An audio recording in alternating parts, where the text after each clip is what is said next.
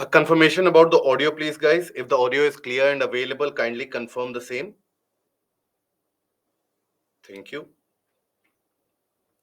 Apologies for the slight delay. There were certain technical issues, and we are trying to find the solution of it as soon as possible. So,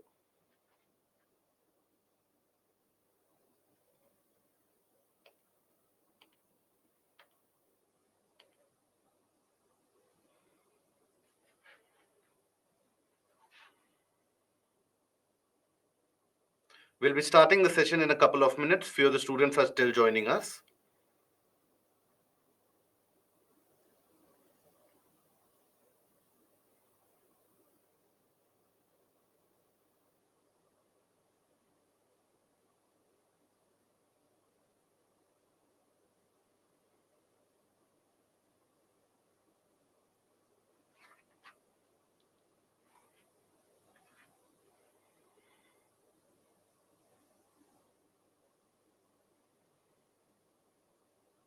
Ankit, what has been the issue? Kindly highlight.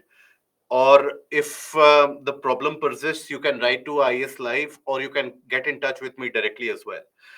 Do one thing, send over a mail and we'll try to get it resolved by Monday. Okay.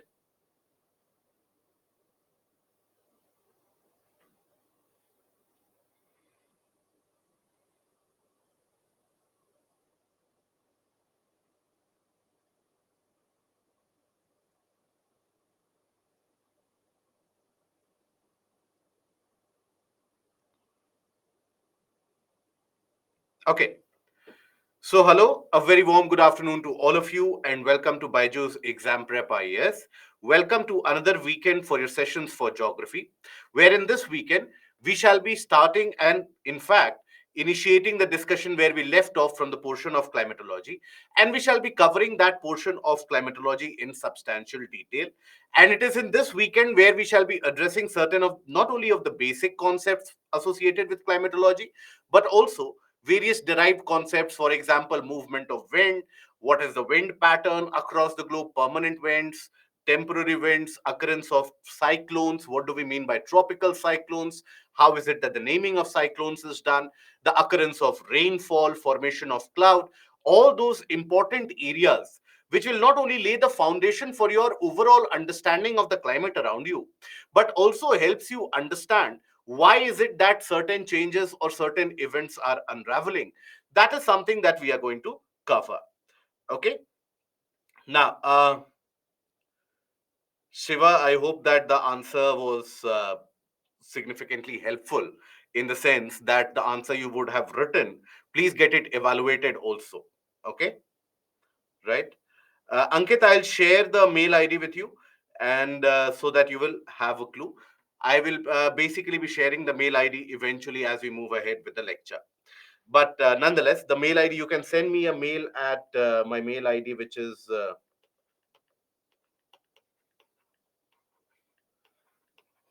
okay. You can send me a mail over on this mail ID, and we'll take a look into it. We'll get it resolved as soon as possible, possibly, and most probably by Monday itself, it will be resolved. Okay. So now we initiate the discussion in the portion of climatology. We further move ahead in our discussions that we have been carrying on. So we had initiated the discussion about atmosphere in terms of the evolution of atmosphere.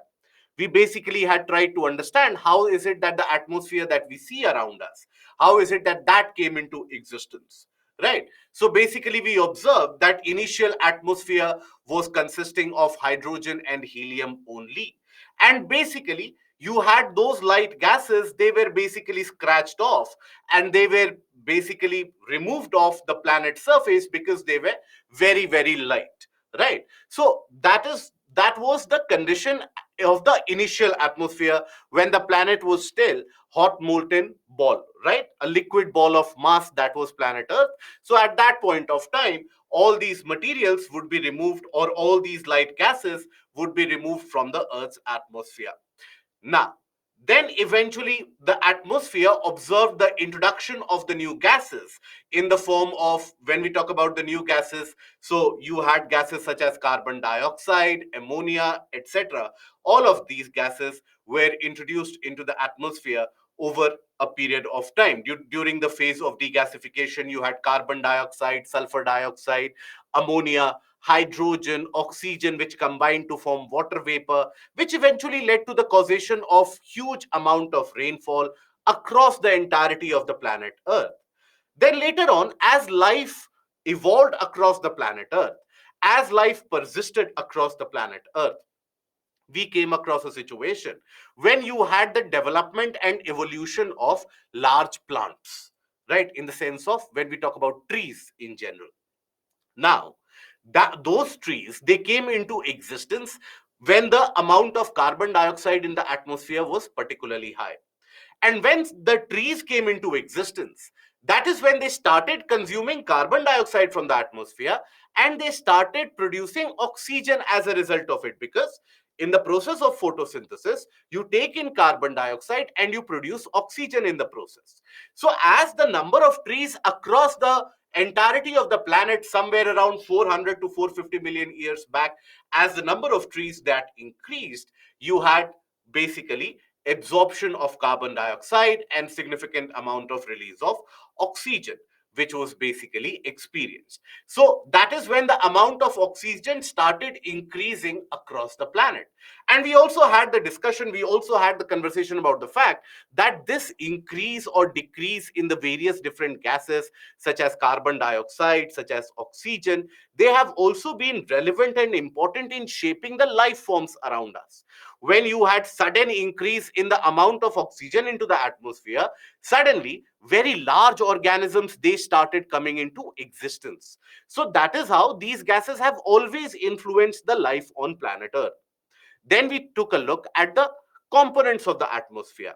And amongst the components, we observed that if you were to classify the entirety of the atmosphere amongst the major components, you have the presence of various different gases. You do have the presence of the water vapor as well as the dust particles. Now, water vapor and the gases, they provide life on planet Earth.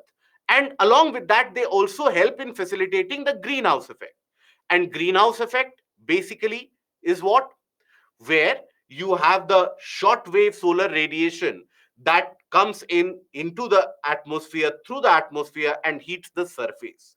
Once the surface gets heated up, then basically the surface releases the long wave terrestrial radiation.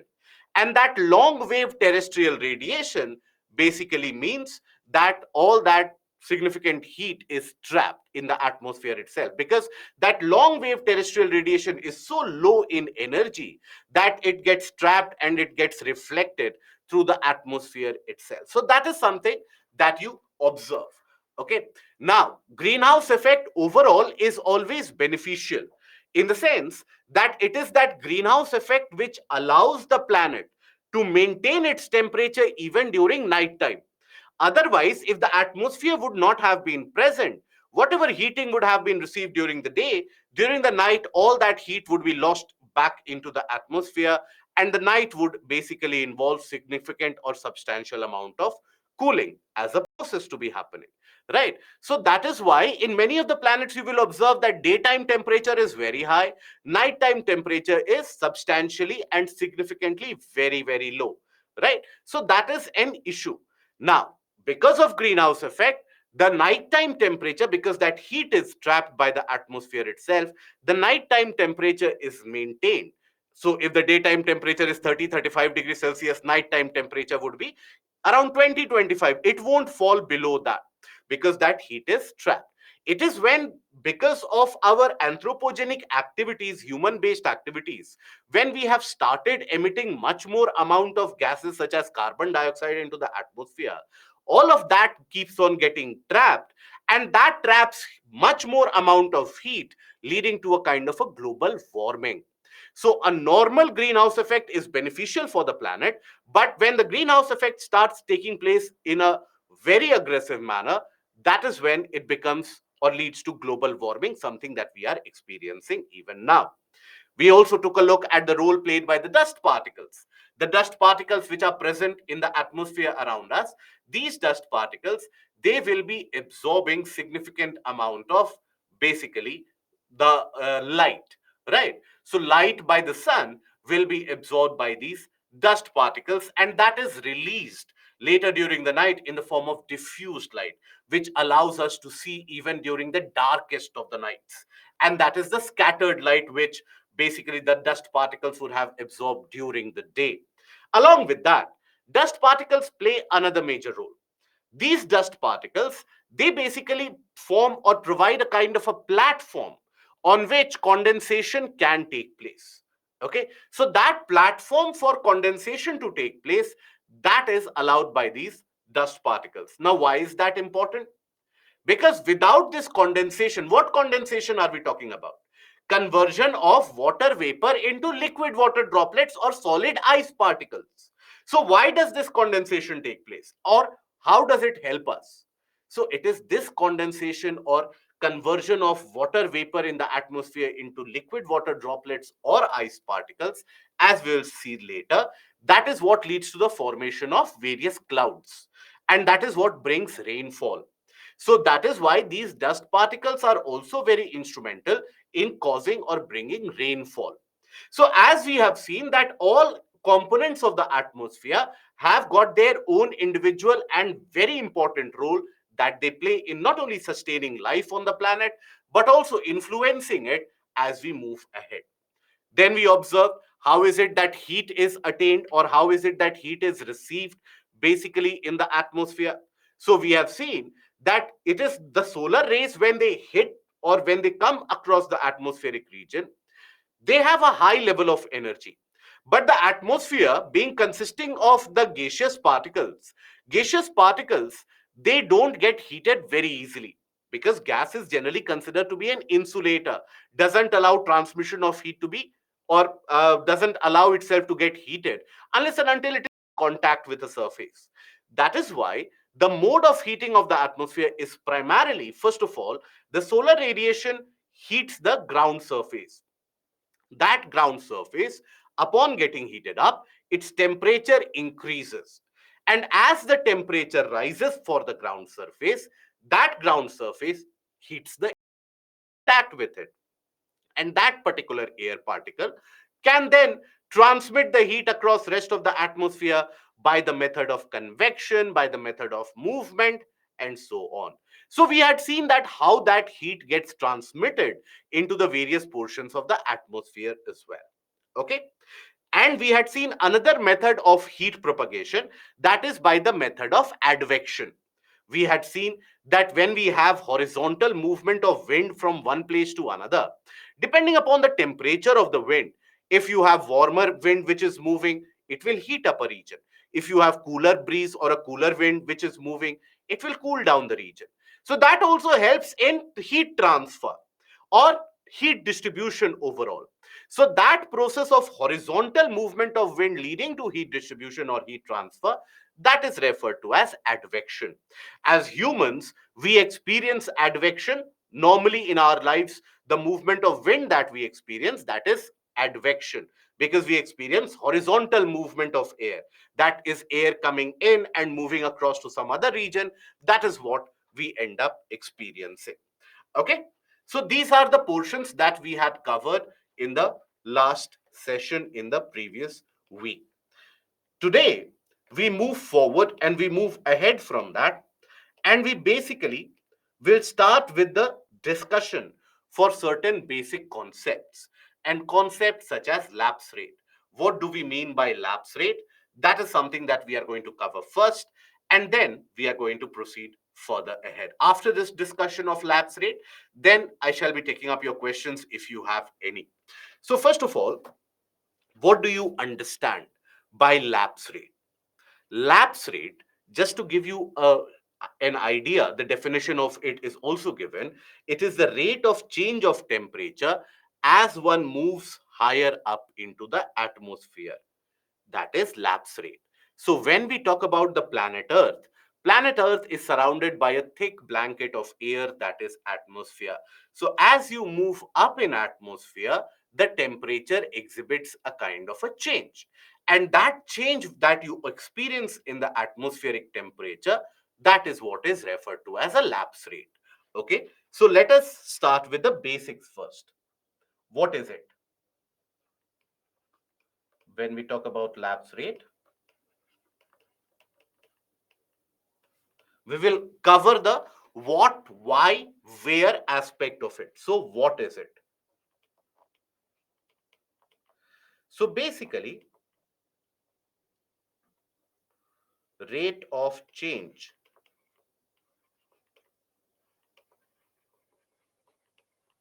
of temperature as one moves higher up in the atmosphere.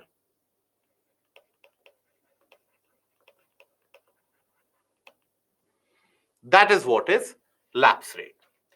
Now here, when we are talking about lapse rate, we are talking about the rate of change. So that means going higher up, that is, as you move higher up into the atmosphere from the surface, it can happen that sometimes the temperature can increase, mostly the temperature would reduce, or sometimes the temperature can remain the same. When we say change, so basically these are the types of changes which can happen. Either it can increase, either it can decrease, or it can remain consistent. So that is what is understood as the various factors of lapse rate. Why does it happen? We will cover it very soon. So here it can be decrease in temperature with height,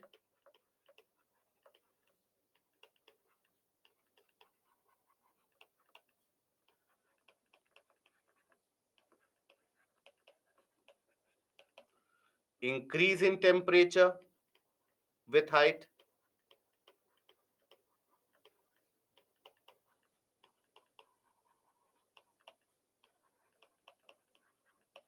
or it can also be no change in temperature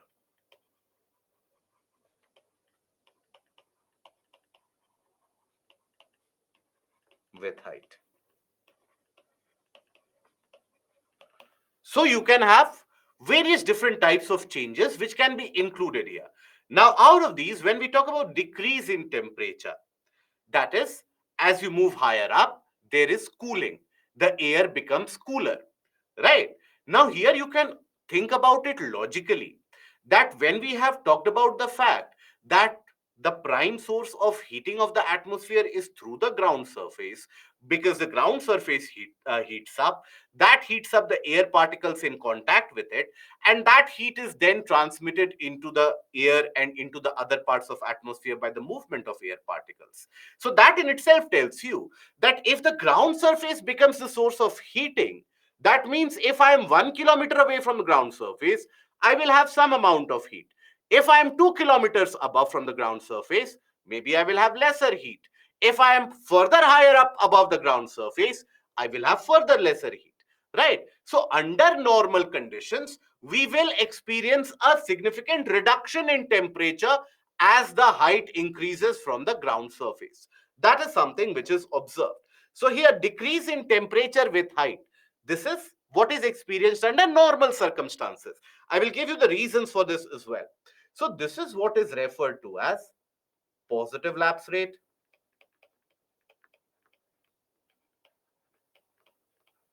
Okay.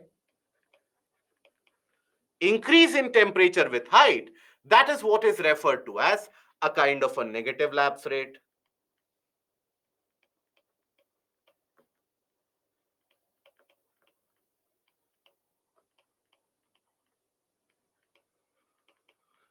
And then no change in temperature means constant temperature when it is maintained. That is what is referred to as zero lapse rate.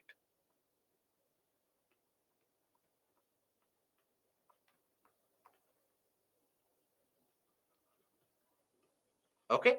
So negative lapse rate indicates that as you move higher up, the temperature will increase. Zero lapse rate indicates that as you move higher up, even if there's a change in height, there is no change in temperature. That is zero lapse rate. Means across various heights, the temperature remains consistent. These are exceptional circumstances. These are observed only under certain areas and only under certain conditions. Why, when, where? We will cover that. But normally what we experience is positive lapse rate. Experienced under normal conditions. So, if it is experienced under normal conditions, that with the increase in height, the temperature tends to decrease. So, can we also not call it the normal lapse rate? We can. So, that is why the positive lapse rate under general circumstances, it is also what is referred to as the normal lapse rate. Hence, it is referred to as normal lapse rate or normal environmental lapse rate also it is referred to. Okay. Now, why is it that this normal lapse rate is experienced? That is, why is it that with the increase in height, the temperature tends to reduce? Let us address that query. Okay. So, first of all, here, if I were to take a look into it and understand this, I will take you to the definition of it. But first of all, address the basic concepts. If you address these basics, definition, etc., will always follow. Now, here, when we talk about the normal lapse rate or the reduction in temperature with increase in height, positive or normal lapse rate. And what is that normal lapse rate? That as you move higher up, temperature reduces. That is reduction in temperature with height. Okay? That is what we consider as a positive or a normal lapse rate here. Now, in this situation, in this case, why does this happen? So let us address the why portion of it.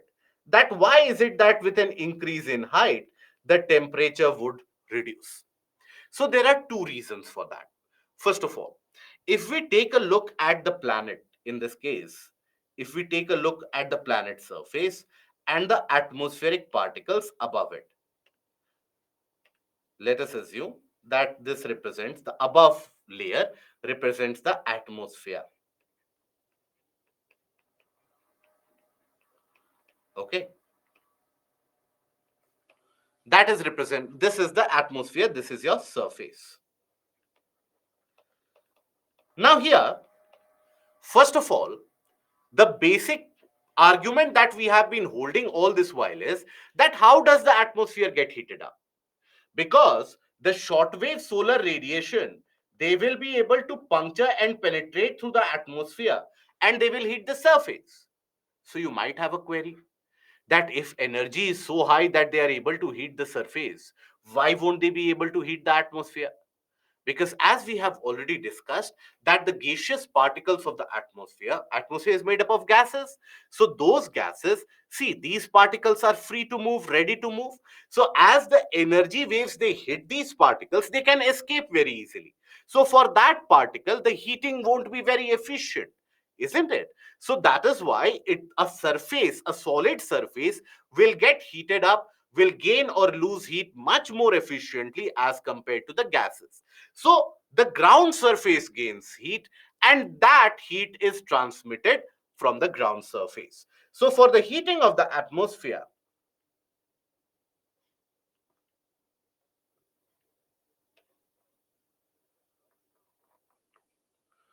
okay, so when we talk about heating of atmosphere,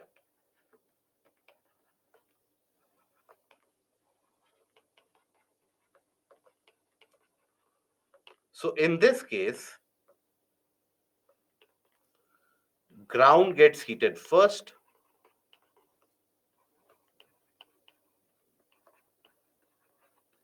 heated first,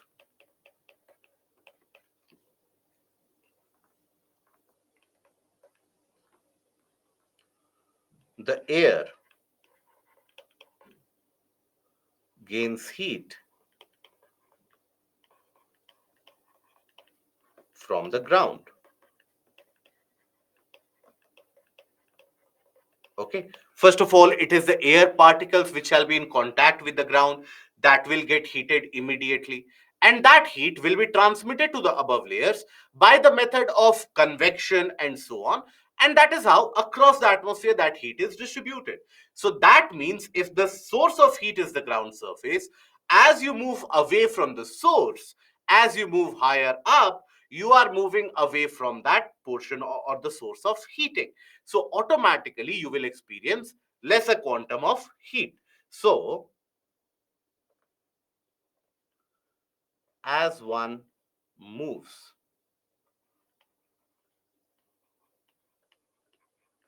away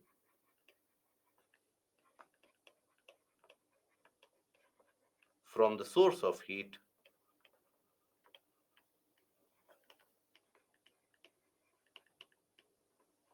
cooling is experienced. Hence, as you move higher up, the temperature drops. Okay?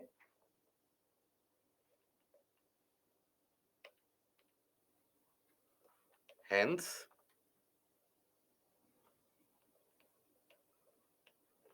reduction in temperature with height.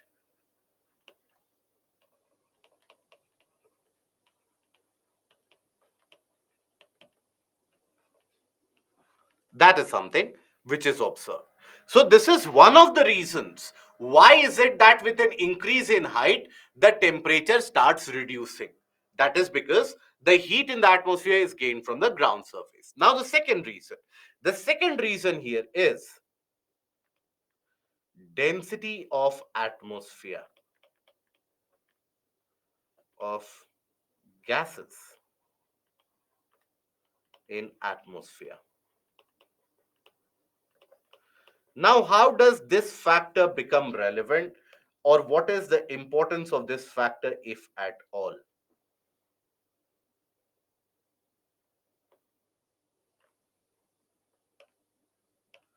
So, when we talk about density of gases in the atmosphere, we have to understand that the density is going to be maximum where?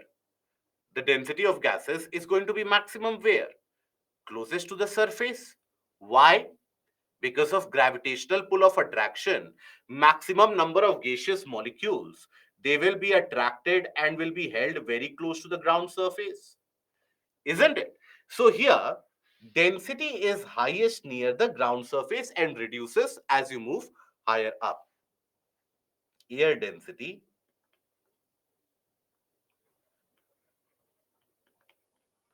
is highest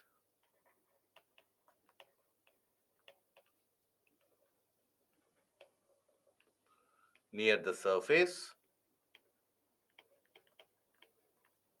and reduces as one moves higher up. Why? Due to gravity.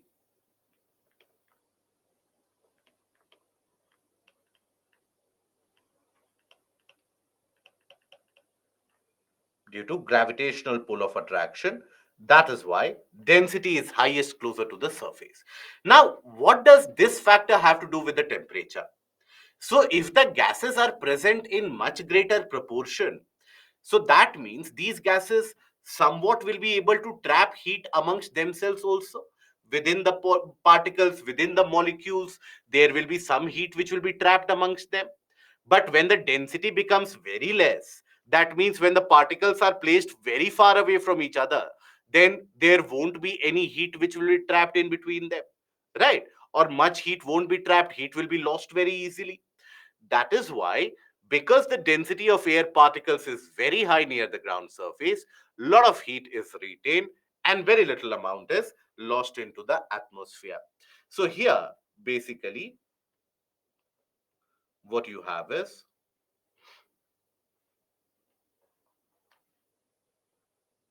greater amount of gases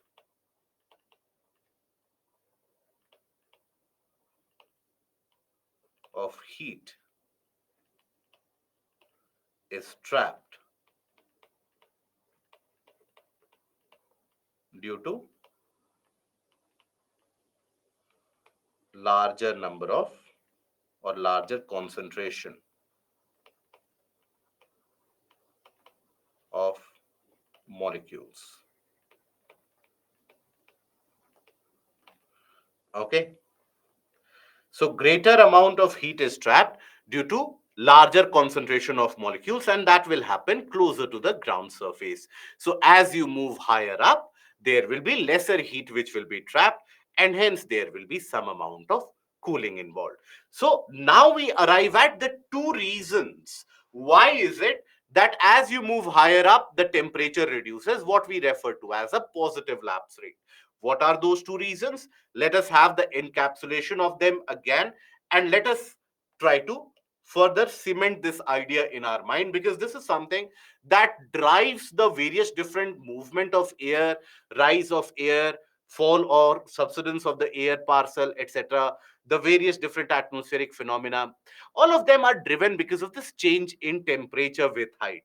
That is, reduction in temperature as you move higher up. That is something which drives almost all the changes. So here, lapse rate, we have already seen that when we talk about the lapse rate, it is of three types. That is the positive lapse rate, negative lapse rate, and zero lapse rate. Okay. So positive means reduction in temperature. Okay. And that is also what is referred to as the normal lapse rate. So why does this happen? First of all, away from surface, less heat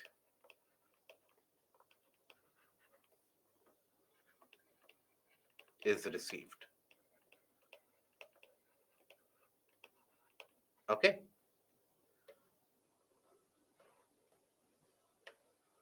Lesser amount of heat is received.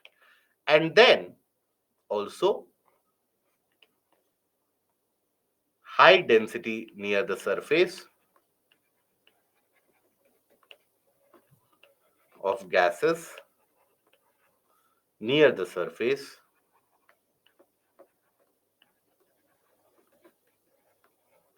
retains more heat.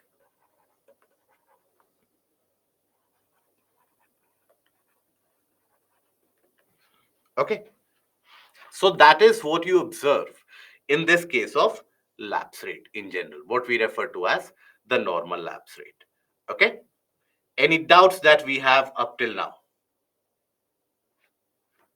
Okay. So yes, there are certain doubts.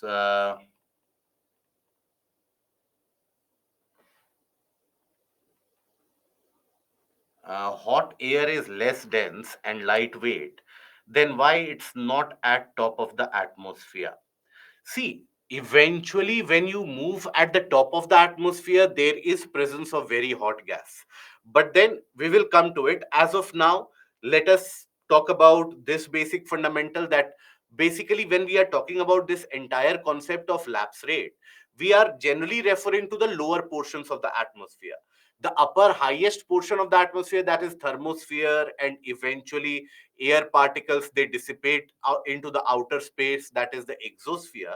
There each of the particles will have very high energy, so there they will indicate high temperature. Okay. If the molecules heat up, then it moves up. Then how the surface temperature is higher? See, when the molecules they heat up, they will rise up. Eventually, they will become light. The molecules themselves don't become lighter. Please understand, the molecules don't become lighter. The air becomes lighter because many of the molecules will escape the system. And then when it starts to rise up, it will dissipate heat to the surrounding as well. So that is when it will start cooling down in the process as well. Okay, what happens in the case of the convection? When you heat the vessel, we have seen in the process of convection earlier, what is it that we observe whenever we observe the process of convection? What is it that we observe in that process of convection?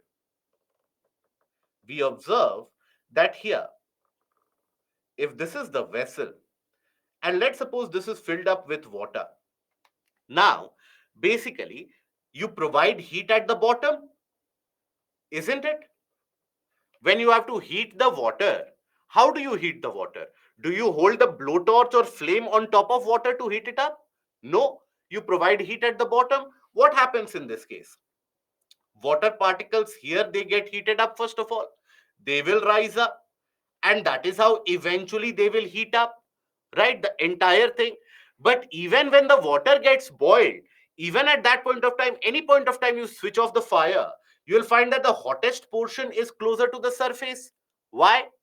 Because it is here that it is in contact with the hot material directly. So when we talk about the mode of heating, remember we talked about the fact that radiation will heat the ground surface. The ground surface that will, by the process of conduction, will heat the air particles in contact with that. Once the air particles they get heated, they will disperse heat. Once they disperse heat, those air particles will cool down, right? In the meanwhile, new air particles would have come in contact with the hot ground surface. They would have risen up. They would have dispersed heat. In the meanwhile, new particles would have come in contact. So as you keep on repeating the process, where is the heat getting supplied from?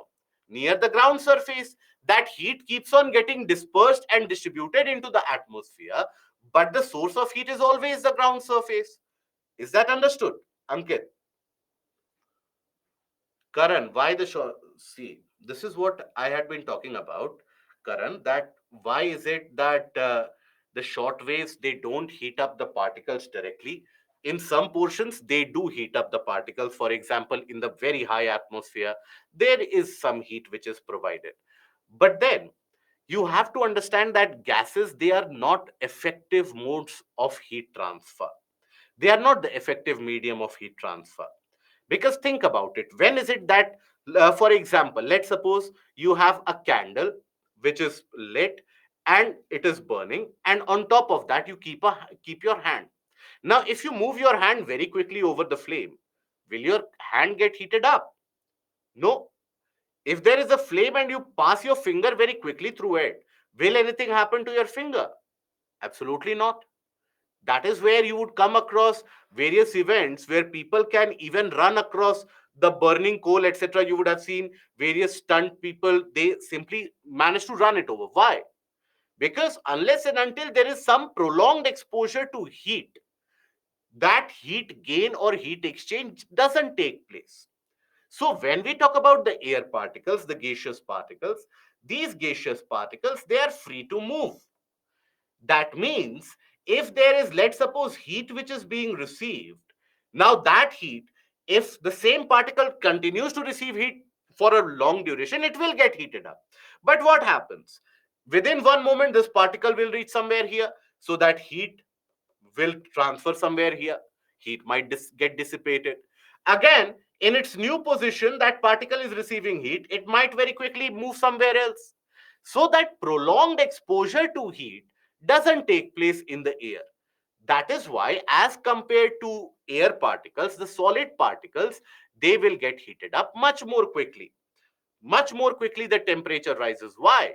Because as you keep your hand or your palm above the candlelight, above the flame, you will observe within few moments your hands will start burning. Why? Because continuous exposure is there, and the atoms and the molecules, they don't have the freedom to move from one place to another at all.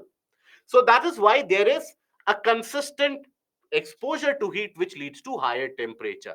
When you have the shortwave solar radiation which is coming in, because the atmospheric particles are gaseous in nature, they are ready to move, they are able to move from one region to another so very easily.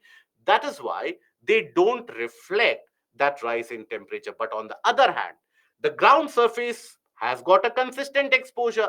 So the ground surface comparatively will heat up, and then the air particles which are sticking closer to the ground, they will get heated up in the process because they are again in contact with the ground surface. That is how the heat transfer takes place. Is that understood, Karan? Right? Sidhya, which topic is going on? This is the best question that I have received.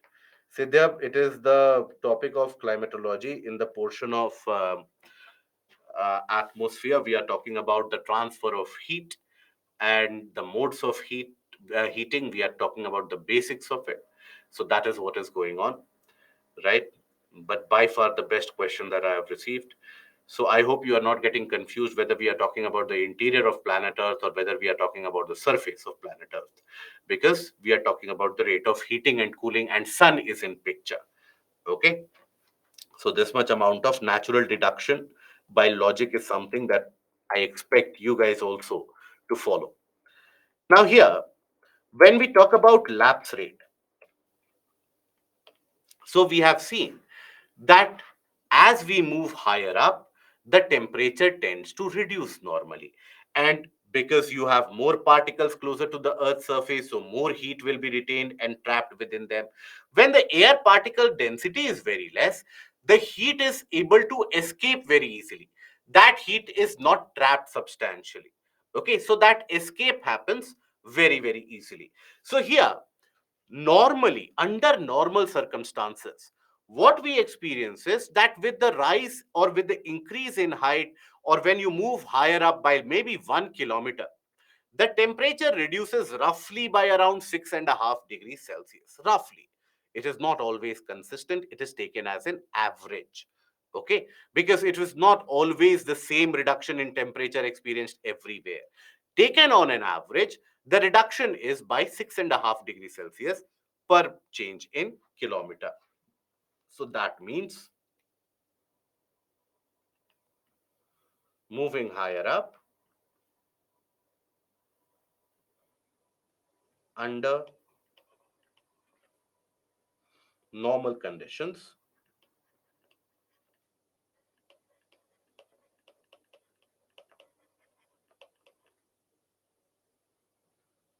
the temperature reduces by 6.5 degrees Celsius per kilometer on an average.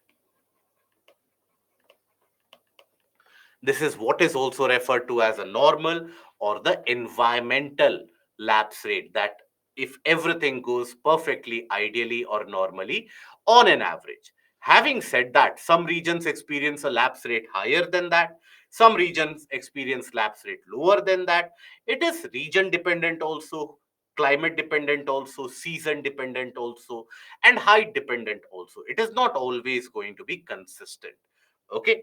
Now, what this basically translates into is that if near the ground surface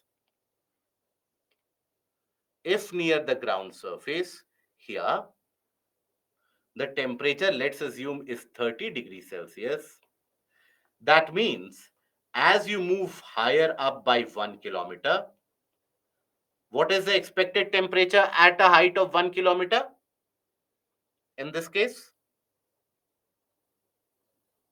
Very good. It will be 23.5.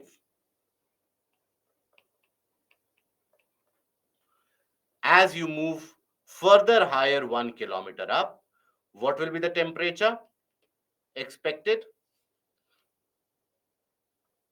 That is at a height of 2 kilometer from the ground surface. Beautiful. It will be 17 degree Celsius. So that is how the temperature under normal conditions will indicate a change, will indicate a movement. Okay. Now here, when we talk about this lapse rate, this is the definition of it. That is the environmental lapse rate. So it is the rate at which the temperature changes with an increase or decrease in height, that is altitude. It is the vertical distribution of temperature in any particular area, as I already told you, that it is region dependent. It is climate dependent, it is season dependent, it is height dependent. It is not always consistent, but on an average, we consider it at what rate? On an average, 6.5 degrees Celsius of change per change in kilometer.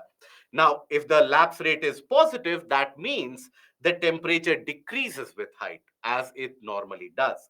If the lapse rate is negative, that means the temperature is increasing in height. Okay, right? Guys, get these basics very clear. And let me reiterate to you, this particular module, that is the module that we are covering, if this particular module is clear, your portions of climatology already will be much more clearer. Generally, what happens is people eventually see, generally, the candidates are interested in which kind of topics?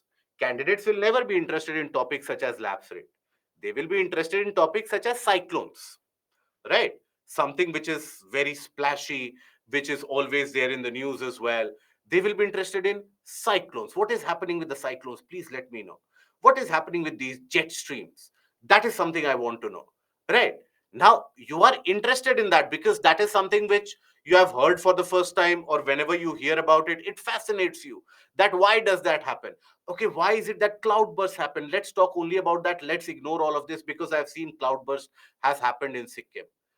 But all those factors and phenomena you will never be able to fully grasp if you are weaker in this module, if you are weaker in the concepts.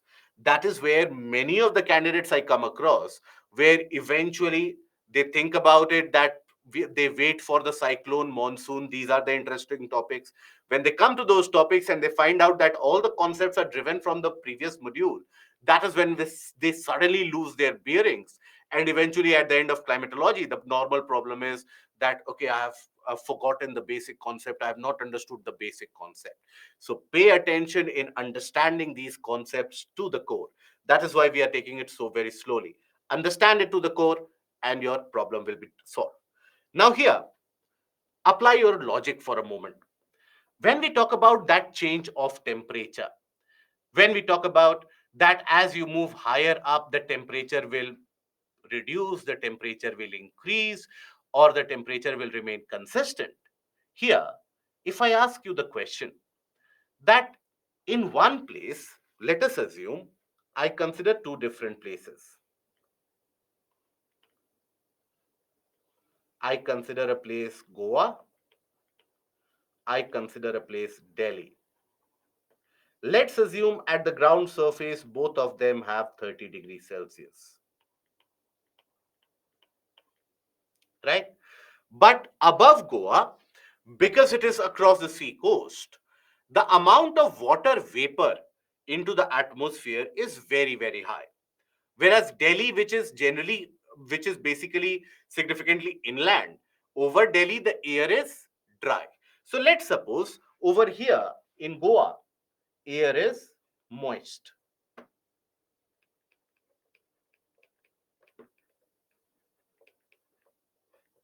And over Delhi, you have dry air.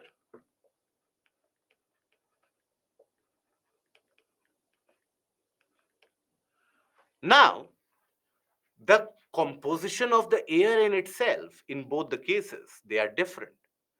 So, as you move now, the temperature at the ground surface, both in the case of Goa as well as Delhi, is the same, that is 30 degrees Celsius.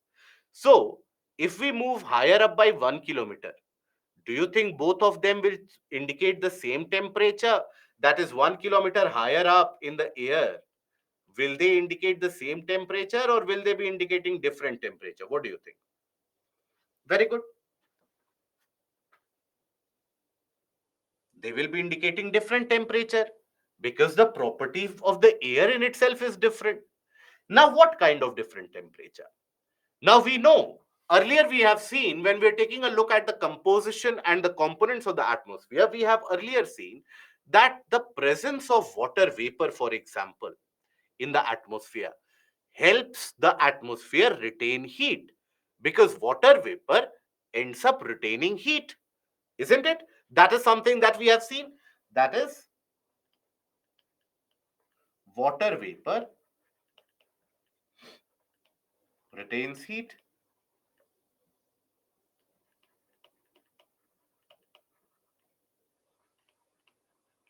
So greater amount of water vapor means greater retention of heat.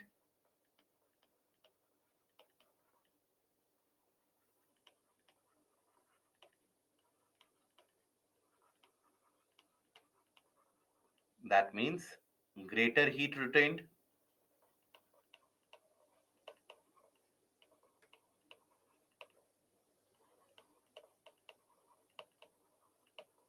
isn't it? That is something that you find as a common situation, that when you have greater amount of heat which is retained, basically the whenever you have greater amount of moisture or water vapor which is present, greater amount of heat will be retained. Now if I ask you that above Goa, where the water vapor content is very high, and above Delhi, where the air is very dry, as we move higher up by 1 kilometer, given that the ground temperature in both these cases is the same, where is it that you will experience a higher temperature? Above Goa or above Delhi? Where is it that higher temperature will be experienced? Good. Above Goa, right? So above Goa, higher temperature will be experienced. Why? Because water vapor retains heat. Water vapor, just like the other gases, even carbon dioxide will retain heat. Even nitrous oxide will retain heat. Methane will also retain heat. So you have certain molecules, certain gases, which help in retaining heat larger than the others. So water vapor retains heat. So here above Goa, temperature will be higher. If I indicate here T1, if I indicate here T2, can I not say T1 temperature at 1 kilometer above Goa will be higher than T2?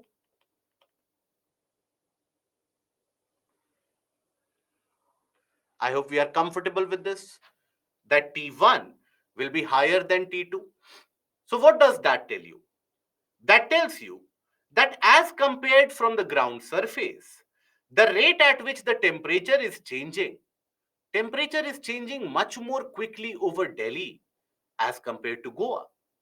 Over Goa, because the heat is retained, temperature will still be somewhere around maybe 25, 26 degrees Celsius. Whereas above Delhi, it might be 23, 24, or even 22 degrees Celsius because the air is dry, there is no retention of heat. That means over moist regions, the lapse rate is going to be lower. That means the rate at which the temperature changes is going to be lesser.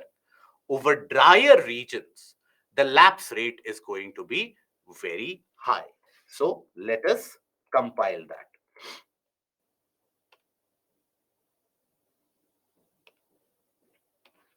Okay. So over moist areas,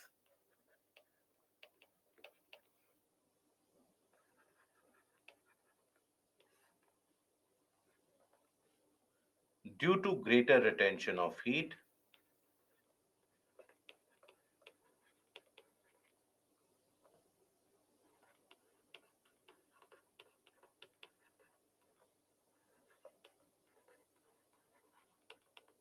temperature, or rather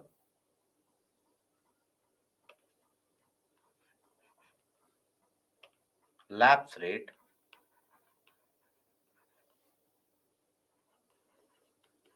is lower. And when we say lapse rate is lower, means the rate of change of temperature from the ground surface, that is low. So temperature doesn't fall to that particular extent, right? So that means rate of change of temperature is lower.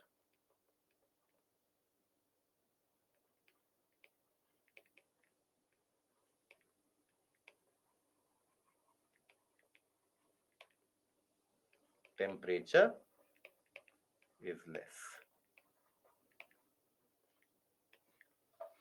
This is what is indicated as the wet lapse rate or moist lapse rate.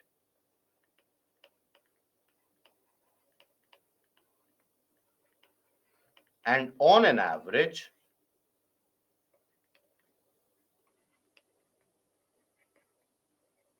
when taken over an average, it is 5 to 5.5 degrees Celsius per kilometer. That means over areas which have very high amount of moisture, that is, for example, Goa, Trivandrum, Kochi, then, for example, Chennai, Kolkata, Vishakhapatnam, in all these areas closer to the coastline, moisture level is very high, water vapor amount is very high. Because of significant amount of exposure to the sea, water vapor amount is very high. So what that translates into the fact is that as you move higher up, temperature doesn't fall at that drastic a rate. So in the sense that if, let's suppose, again, Goa is what we will consider. So here, near the ground surface, if the temperature, let's assume, is 30 degrees Celsius, as you move higher up by 1 kilometer, the temperature would be how much? Apply your quant. 25. Good. 25 degrees Celsius. Whereas in the dry regions, in dry conditions, that heat which is lost very quickly, because you don't have water vapor which is there to hold the heat, to retain the heat. So in dry regions, because the loss of heat is so very quick, there is nothing to retain the heat.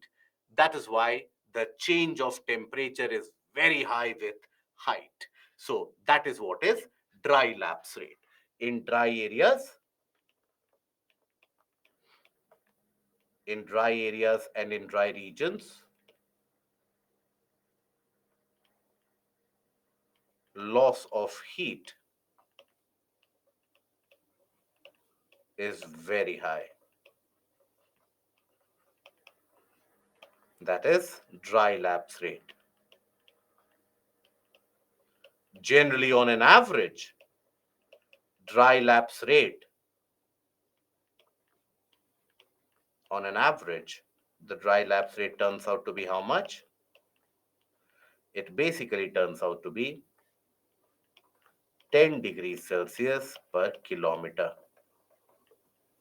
So that means if on the ground surface in Delhi, the temperature is 30 degrees Celsius, as you move 1 kilometer higher up, it will be 20 degrees Celsius. Okay. So I hope you are able to look at the larger picture in this case. That means at every place, it is not the case that the temperature will reduce uniformly at 6.5 degrees Celsius. That is the environmental lapse rate. If the air is extraordinarily dry, the rate of change of temperature can be even 10 degrees Celsius per kilometer. If the air is very moist, lot of moisture, rate of change of temperature can be as low as 5 degrees Celsius per kilometer. So that brings about various different types of changes, various different kinds of changes. This is the reason, by the way. Now we talk about the practical implications of it. This is the reason why in the desert areas, especially when you consider the regions such as Thar Desert, you would have generally come across the fact that daytime temperature is very high. But in these desert areas, the nights are very, very cold. Why? Because being desert areas means the air will be very dry, no moisture, no water vapor. So as the sun sets, as the sun goes down, as the surface starts to lose heat, immediately all that heat is lost into the atmosphere. And what that entails, or what that means, is that without water vapor, there is nothing to hold that heat. So that is why the desert areas during the night becomes very, very cold. This is the reason. I'm just giving you the way how to interrelate the various concepts. This is the reason why majority of the species, the animal species across the deserts, they are nocturnal. That is, they are active during the night, because night times are colder. And that is why for all the species in the deserts, you will find a coat of fur. Generally, fur is associated with those animals which want to escape winter conditions. And in desert areas, also animals have fur. But the normal logic tells you that the desert, the higher temperature, so why do you need fur? It is because of very cold winter nights. And why do you have very cold winter nights in deserts? Because there is no water vapor in the atmosphere to retain that heat. It is lost very quickly.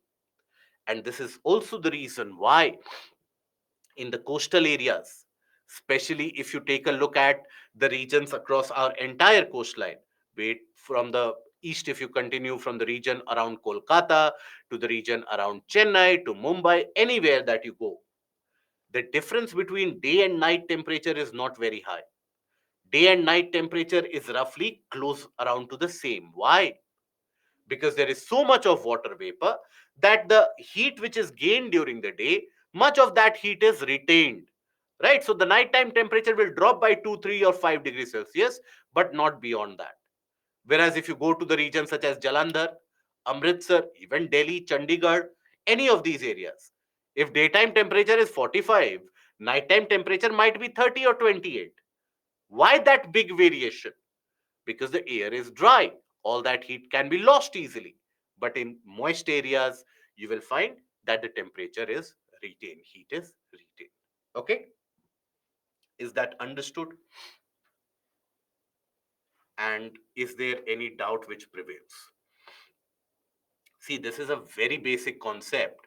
In the books, you will find this hardly to be entailed within a couple of lines. That's it. Or one paragraph maximum. But here, if you take a look, we have covered with it with so much amount of text and so much amount of detailing.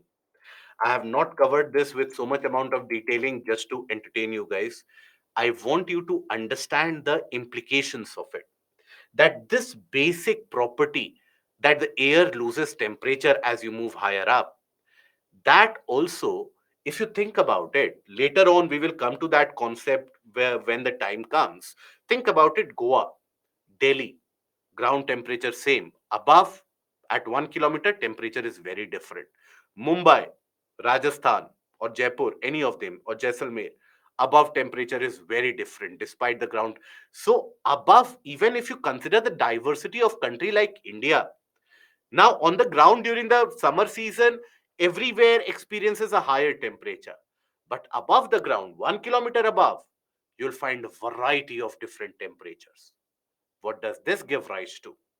Various atmospheric phenomena that will introduce ourselves as we move ahead. Okay? Are we comfortable, guys? Akash, why water vapor retains more heat as compared to dry air, Akash? So that is why it retains more heat. Okay? Everything is understood? Good. What is in mountain near situated coastline? See, mountain, the aspect becomes very different in the sense that as you move higher up, in the case of a mountain, so I want you only to answer this, Ganesh. See, mountain is much higher than the sea level. So as you move higher up across the mountain, what will happen to the density of air above the mountain? Will the density of air above the mountain be high or will it be low? What do you think?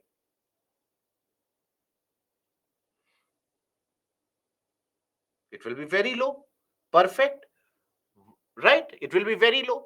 So if the density of air is less, its ability to retain heat will also be very less.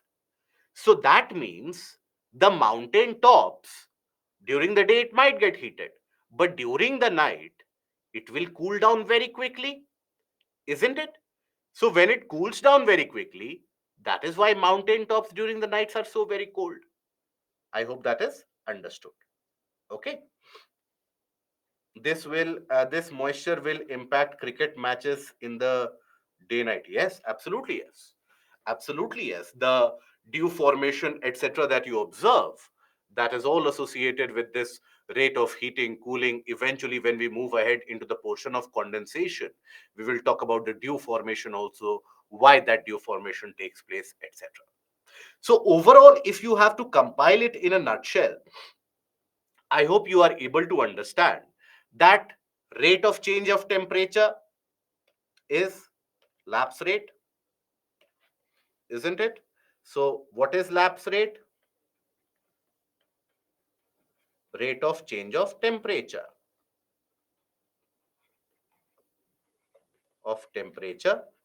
change with height. Okay. Now it can be positive, it can be negative, it can be zero. Positive means the temperature reduces with height. Negative means temperature increases with height. Zero, temperature remains consistent. We have not seen the cases of negative and zero up till now. We have been concentrating only on the positive cases, right? So it can be positive, negative, or zero. Here in the case of positive, on an average, you have temperature change or delta T at 6.5 degrees Celsius per kilometer. Then moist lapse rate 5 degrees Celsius per kilometer. Dry lapse rate, however, will be much higher, 10 degrees Celsius per kilometer. But 6.5 degrees Celsius per kilometer, this is what is taken as an average.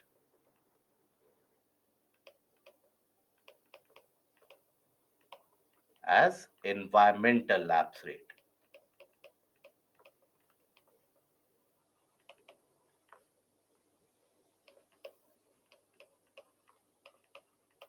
Okay. That is considered as environmental lapse rate, represents an average. Okay. So when we go higher up, what will happen in the mountain region? What do you think, Surbi? What does your normal logic tell you? Please tell me that, and we will think about whether that is correct or not.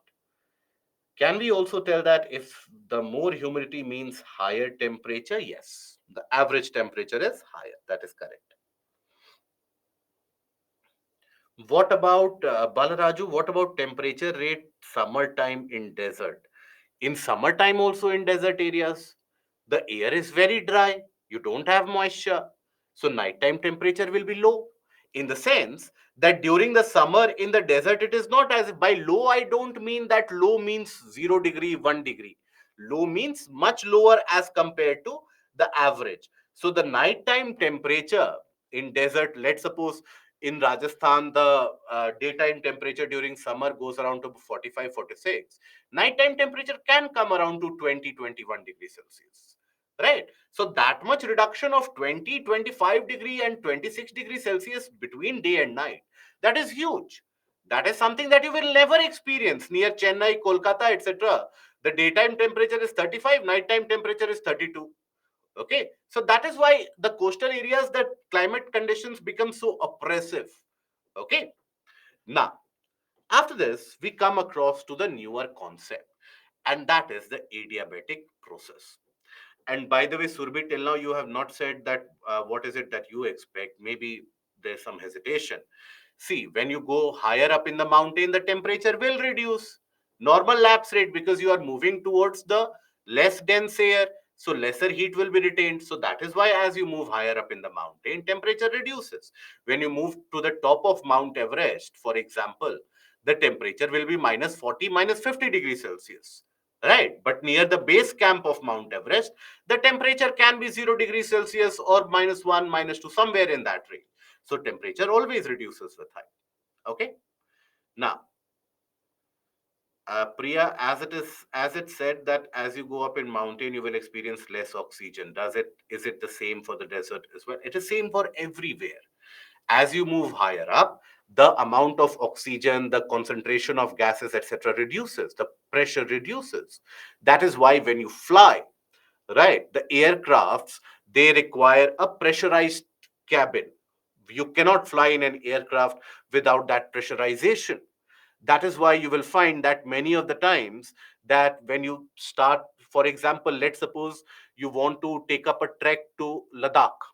Okay, now if you are going slowly and steadily, if you directly fly down to Ladakh, immediately your mind will go dizzy, and you will experience nausea, because the amount of oxygen is less.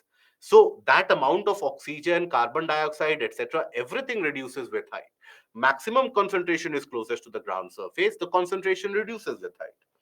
Okay. And Zabir, as compared to the tropic region and the temperate and polar region, the density of air is different, slightly different, depending upon the temperature also. Colder temperature generally means more air particles will be present there. Warmer region generally means air particles will have higher energy, they will be escaping the system, so the air will be lighter, the pressure will be lighter. We'll talk about it when we come to atmospheric pressure. We'll further delve deeper into this. Okay. Now, we come to the adiabatic process. What do we mean by adiabatic process? So basically, till now we have seen that the air gets heated up or cooled down because it is in contact with a colder surface, or it might be in contact with a hotter surface. That is the reason why the air will get heated up or will get cooled down, isn't it? So when we talk about the temperature of air, sometimes it changes just by the change in volume. Without any external supply or removal of heat, the temperature of air can change. Now, here, there can be multiple different experiments to prove this. For example, in your childhood days, in case you have had a normal childhood and not that kind of a childhood where you give someone or you simply pass orders that, okay, my bicycle tires are deflated, I need them filled. So maybe your parents or a house help goes out there and fills the bicycle tires with air and then comes back. That is not a normal case. The normal case is bicycle tires are deflated, I myself have to drag it down, I myself have to use the bicycle pump, the older ones, and fill it up. Now the older pumps are not available anymore. Now you have much more modified leg pumps and so on. But in case you have handled those bicycle pumps, you would have experienced that as you pump in more air continuously, the temperature of the pump indicates an increase. It warms up. Why? Because the air is continuously compressed. So the compression and expansion of air, that can bring temperature change. But how do we understand that? Think about it. Remember the last classroom that you would have sat into, right? Maybe your school days, maybe your graduation days. Now, let's suppose that classroom where you were basically studying, or at least that is what you told your parents, that we go there for studies. Whatever you did there, basically, let's suppose it has got the capacity of 40 students. Let's suppose. Now, it might have happened sometime or the other that you have more people being forced into the classroom due to cancellation of one class or due to certain other external factors. Let's say you put in 40 more in this. So the class which was supposed to handle 40 students now is having 80 students sitting there. So what happens? The noise level in the class surely goes very high. Significantly, the noise level is very, very high, almost intolerable, right? And then that is the case, we can say that the energy level in the class has increased now when more students are confined in the smaller space. That is why more noise. Now suppose I take these 40 students, rather than accommodating them into the small classroom, I leave them out into the open playground, football field. Now, what will happen? Few people will form groups, sit somewhere there. Few people will form some groups, sit somewhere there. Few people will start running here and there. But standing from far away place, you won't be hearing that loud noise anymore. Why? Because in that very large space of the playground, all that energy is dissipated, all that energy is lost, absorbed by the surrounding. What does that tell you? That if more particles are confined within the shorter space, there is more energy. If particles are allowed a much larger space, the combined energy between them is less, right? So this is associated, this energy that we are talking about, it is the heat energy that we are talking about. This is associated with the temperature change as well. So let us understand that.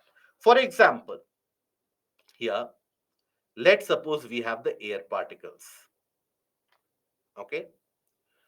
Now, by some reason or some action or the other, I compress the air.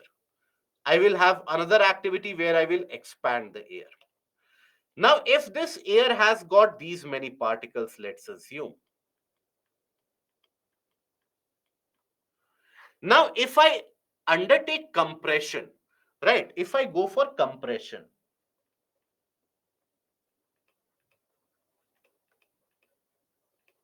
so what happens? All this air, all these particles, they will come very close to each other. Each of these particles will undergo more collisions with each other. Now that they are confined in a smaller space, just like 80 students in one classroom, they will have much more uh, collisions with each other. Earlier, they might be colliding with only one particle individually, but now each of them would be colliding with 5 or 6 different particles.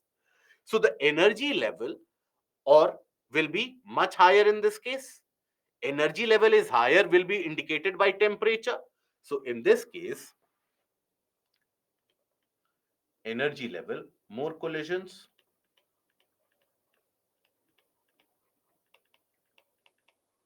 More collisions mean higher temperature,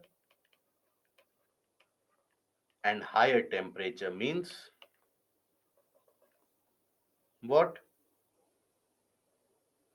Basically, heating.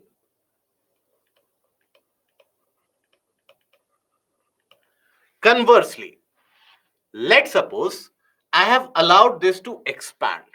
I have allowed the air to expand. So, whatever particles were present here, those particles will be moving comparatively distant from each other, isn't it? Now, what will happen to the number of collisions amongst them? The number of collisions between them will obviously certainly reduce. They won't be colliding with each other so frequently. So, what will happen to the energy level? Energy level will also reduce. So, what happens to the temperature? Means it cools down, isn't it? So, here, lesser collisions, collisions means cooling. Okay. So, this heating or cooling of the air, is it because that we have exposed it to the hotter ground surface, or we are exposed it to the colder ground surface, frozen ground surface? Is that heating and cooling taking place because of this? Absolutely not. That heating and cooling or that change in temperature is primarily happening because of the change in volume. If the volume decreases, there is a compression. Energy level goes high because more collisions take place. That means automatically compression will lead to heating. If there is expansion taking place, that means lesser number of collisions between the particles. That means what? Lower energy level. That means cooling. That is adiabatic cooling. So this is what is adiabatic heating and cooling, where the change in temperature takes place purely by virtue of volume, change in volume. So here, when the air is forced to rise up in the atmosphere, there the density reduces with height. So as a parcel of air expands, okay, right, its temperature will fall due to fewer molecular collisions in the larger volume. Where do we experience this? That is also something that we can take a look into. Then these definitions, written portions will become much clearer. So let's suppose we talk about a mountainous area. Let's suppose. Now, in a mountainous area, when the air comes in, let's suppose the wind is blowing. Now, if the wind is blowing here, first of all, let me get rid of this. So, if the wind is blowing here, wind has got no other option but to be pushed up here across the mountain slope. Now, as the wind is getting pushed up, can we say it is moving towards a region where the air density is less? Right? Because with increase in height, the density of air naturally reduces. Normally, it decreases. So we can say that as the height here increases, there is a reduction in the amount of air density around. So what will happen to the air parcel? Around it, lesser air density, so it will spread itself. It will expand, right? So the air parcel, which might have a smaller volume earlier, here will expand. So what will happen to the temperature of air? Temperature will cool down, isn't it? If it cools down enough, there might be condensation of the water vapor also, forming clouds, which we will see later how clouds get formed or what is the process of creation. And then eventually, this means there is expansion and this means there is cooling. Now, on the other side, as this air parcel goes on the other side, basically, it has got no other option but to get pushed down the mountain slope because more wind is coming from behind. It will push it down. So as this air is being pushed from top of the mountain to the base of the mountain, can we not say that it is moving towards a region where the air density is going to be very, very high? So if the air density is going to be very, very high, what will happen to the size of the air parcel? It will be forced to compress itself. Now, if it is forced to compress itself, more collisions, more energy, more heating. So, this heating and cooling of the air parcel is purely driven by rising up and falling down because that induces a change in volume. That is the adiabatic process of heating and cooling.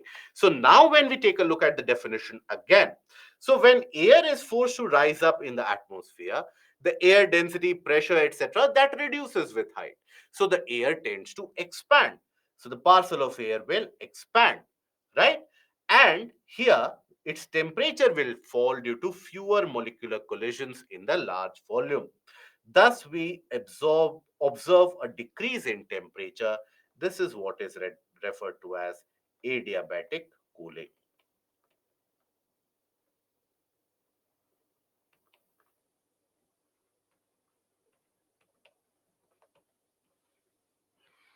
Okay. Now, conversely, if we are reducing the volume, basically means compression, that means greater number of molecular collisions. And that means a higher energy level means a higher temperature. So adiabatic heating results when a cooler, less dense air mass sinks and exhibits an increase in temperature. This is due to the molecules being forced to a region of higher air density. Due to this, molecules become agitated, start vibrating, and indicate an increase in heat. Is that understood till now? Are we comfortable here, guys? Any aspect wherever there is any kind of doubt? Good.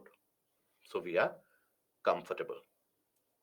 Now we come to the structure of atmosphere. Before that, do we need a break? Here immediately the response comes very quickly.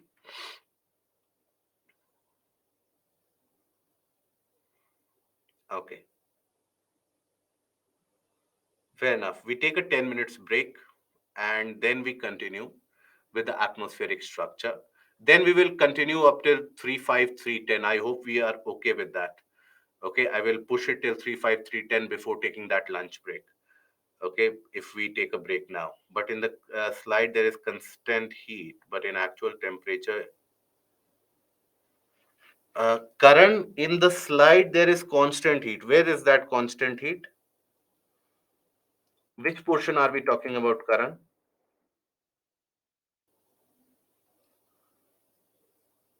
This slide.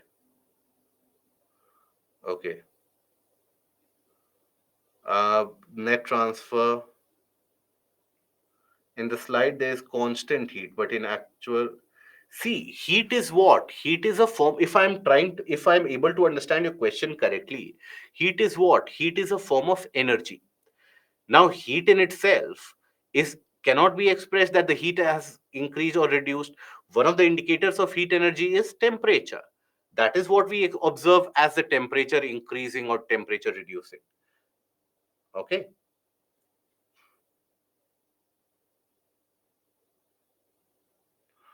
Between 2 to 3 p.m., just what we will be covering the areas of atmospheric structure. We'll be talking about the factor of insulation and albedo. Okay, heating of land and water, the differences of that. These are the portions that we will cover. If time allows us, we will cover urban heat island as well. Net heat means overall the net heat, as in there is no net heat transfer. Okay, so this talks about the fact that there is no overall heat transfer from a hotter area to a colder area, or from a hotter surface to the colder air, or vice versa. This is basically the pure change of temperature due to change in volume. That is what net heat here is depicting at. Okay. Okay. So with this, let's take a break for 10 minutes, guys, and we'll be back in 10-12 minutes, and we will continue from here. Let's take a break.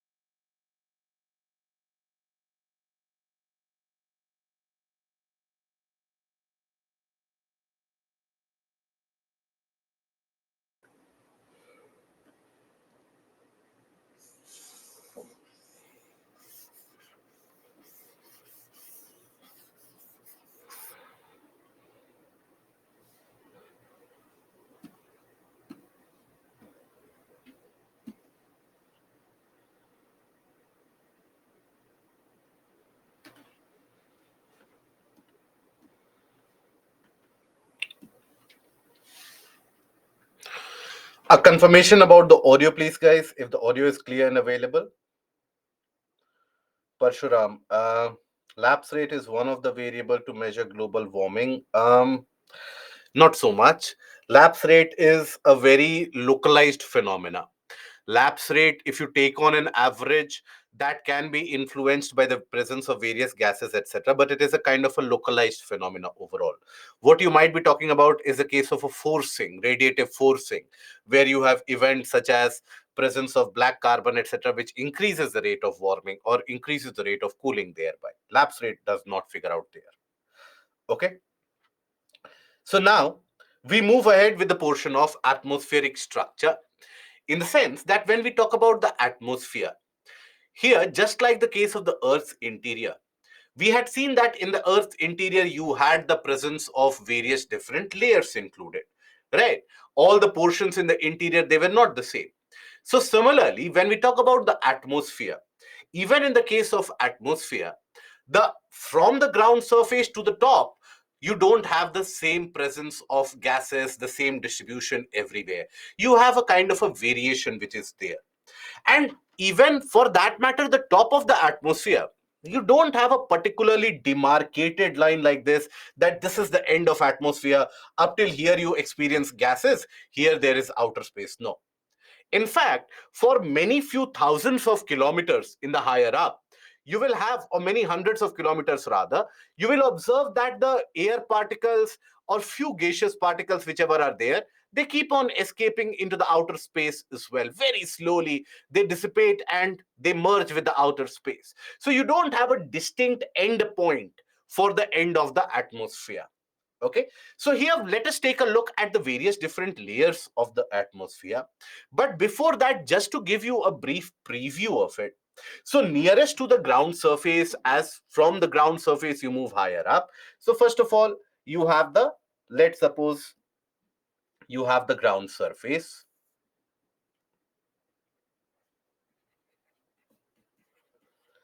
Above that, immediately above that, you have the troposphere.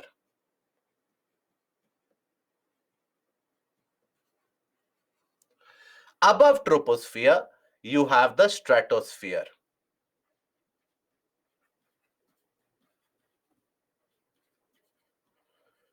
Above stratosphere, you have the mesosphere.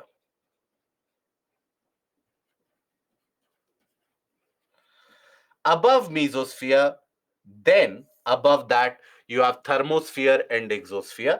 It is up till this particular region that roughly extends up till 100 kilometers from the ground surface. Roughly, almost 100 kilometers from the ground surface. It is here that you will find a consistency of air molecules, gaseous particles, etc. So this is also where the atmosphere is referred to being homogeneous, where you have quite a consistency in terms of the presence of nitrogen also will be there, oxygen will also be there, argon, carbon dioxide, all of that will be there. However, water vapor, dust particles, etc., they are mostly restricted to the lower portion of the troposphere. Okay. Now, as we move from troposphere, stratosphere, mesosphere, and further into thermosphere and exosphere are where it is very heterogeneous, in the sense that the particle distribution, etc., is not at all uniform. That is where you'll find in certain areas concentration of particles, in certain areas very large distance between the particles, and that is where it is heterogeneous. It is not homogeneous. Okay, so let us take a look at all these individual layers. Let us try to understand what are the phenomena which are experienced in terms of temperature. So we start with the lowest layer, where we experience all the various climatic conditions and the climatic events. They are experienced in the lowest layer from the surface, that is the troposphere. So let us take a look at what this troposphere is and what is the property or the feature associated with troposphere. So it is the lowermost layer of the Earth's atmosphere, very much stuck to the surface, right? Now, this troposphere represents almost 80% of the mass in terms of water vapor, dust particles, all of them are concentrated here. The density of the atmosphere is going to be maximum and highest in troposphere. Again, the logic is very simple and similar that what we have studied earlier. And that is that the density is going to be the highest. Why? Because of gravity. Gravitational pull of attraction means that all the particles will be restricted very close to the surface itself. Okay, so that is where you will find the highest density. But the height of troposphere, that is not consistent throughout different places of the planet. The height of the troposphere is variable.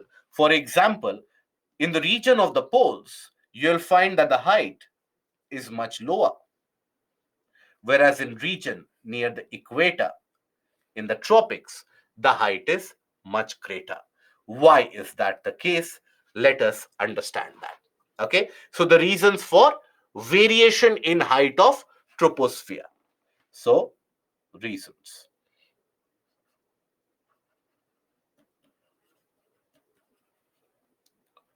in height of troposphere.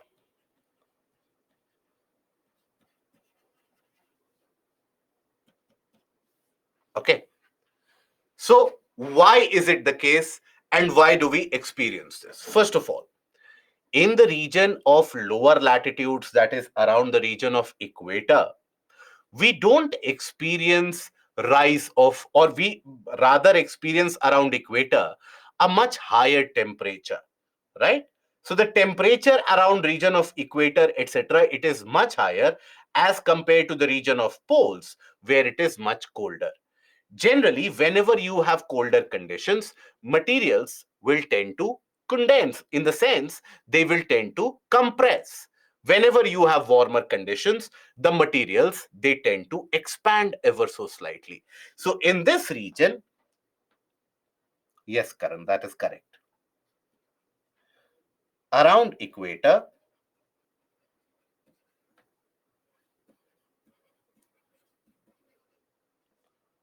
due to higher temperature,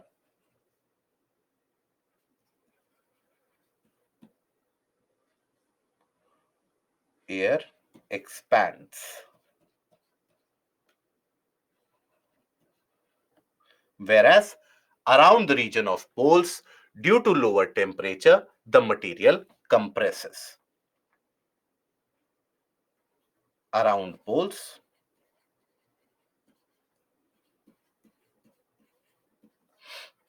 due to lower temperature,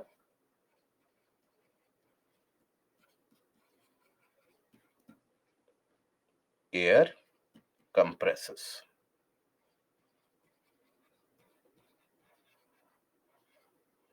Okay, so this is one of the basic reasons. Why is it that around the region of equator, that is around the tropics as well, you will find that generally the air is expansive? And also, it is in this region where you will come across, around the region of equator, because of heating, you will come across a convection current in the atmosphere as well. Remember, we talked about the fact that how atmospheric particles, they get heated up when they are in contact with the ground surface. But how do they dissipate that heat into the rest of the atmosphere? By the process or the existence of the convection currents. So those convection currents, they help in distribution of heat. So convection current is higher in the region of equator, that pushes the level of troposphere substantially higher up. So here you will find, due to heat,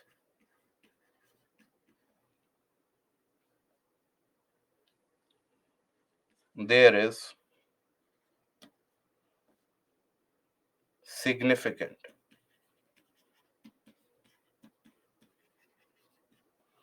convection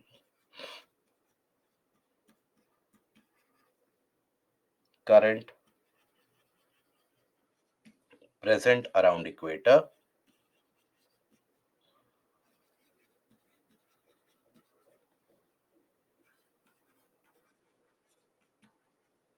which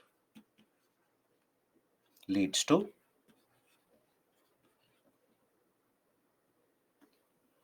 upper extension of troposphere.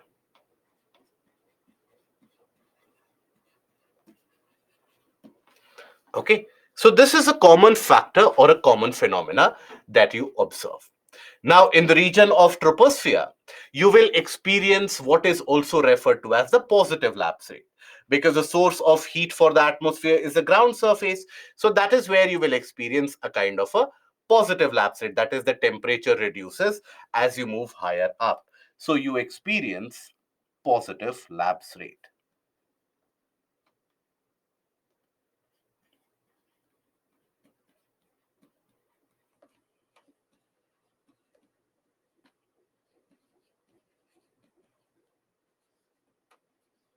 Okay.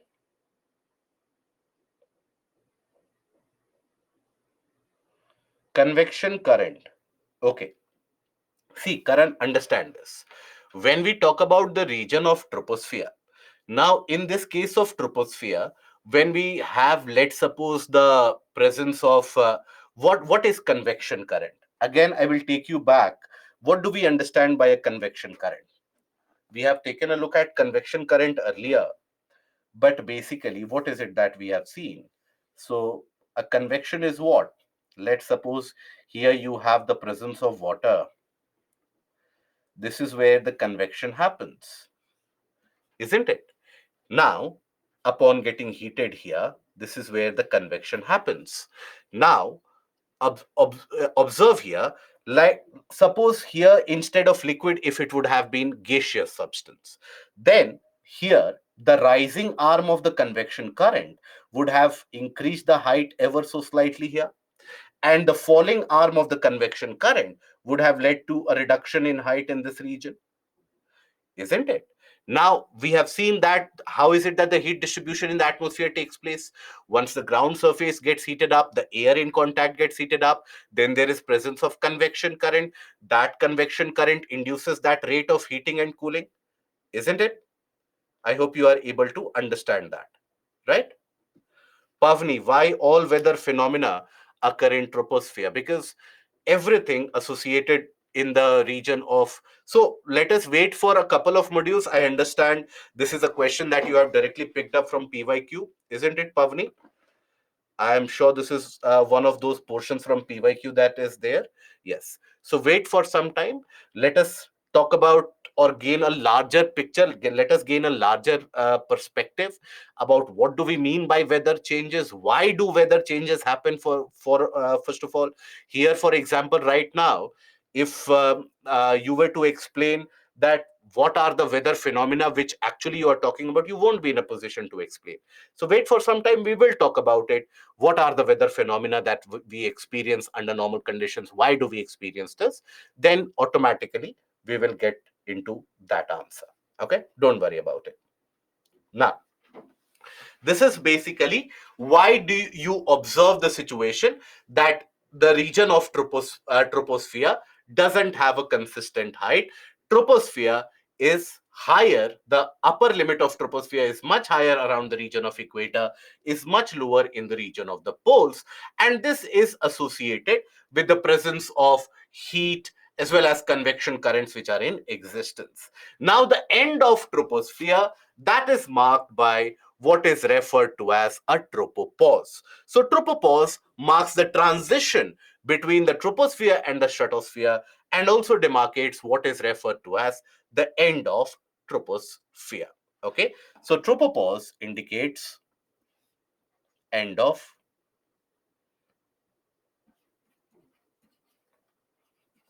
troposphere.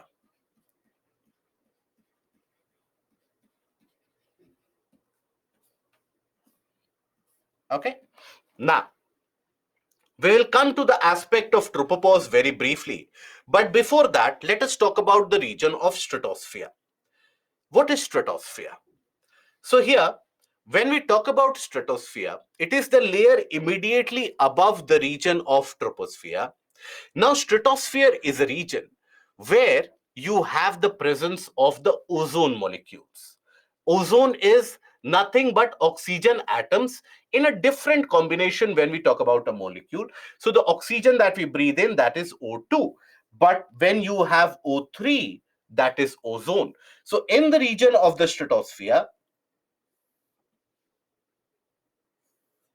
at a particular height, you have the presence of ozone in concentration.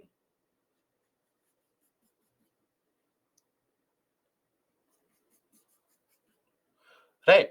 Ozone molecules are in higher concentration.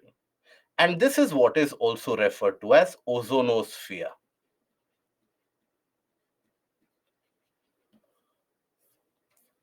Now, this ozonosphere, what you will observe, this is the one which absorbs the ultraviolet rays of the sun and even reflects back the ultraviolet rays of the sun. So, the ultraviolet rays of the sun,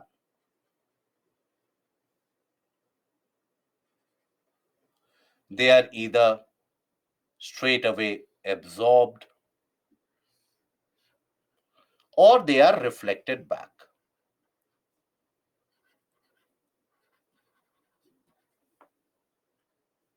Now, as a consequence of that, because there is substantial amount of time in which the ultraviolet rays, they are trapped in the region of ozone, so that is why the entirety of the stratosphere starts heating up. So it gets heated up quite substantially. So here you experience heating up. It heats up because of, due to the UV rays. Okay, because of that, the stratosphere heats up. Now, before we move ahead into this, I want to spend some time into one of the basic concepts that we have already covered.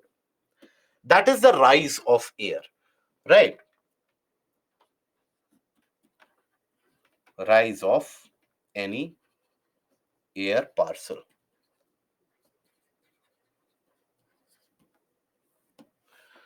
Now, what we have seen till now is, if suppose this is the ground surface, if the air in this region, or if the ground in this region gets heated up, let's suppose the ground surface gets heated up, the air will also get heated up, isn't it? Now, that air, when it gets heated up, it becomes lighter. And when it becomes lighter, it starts to rise up, isn't it? So, when the ground heats up here,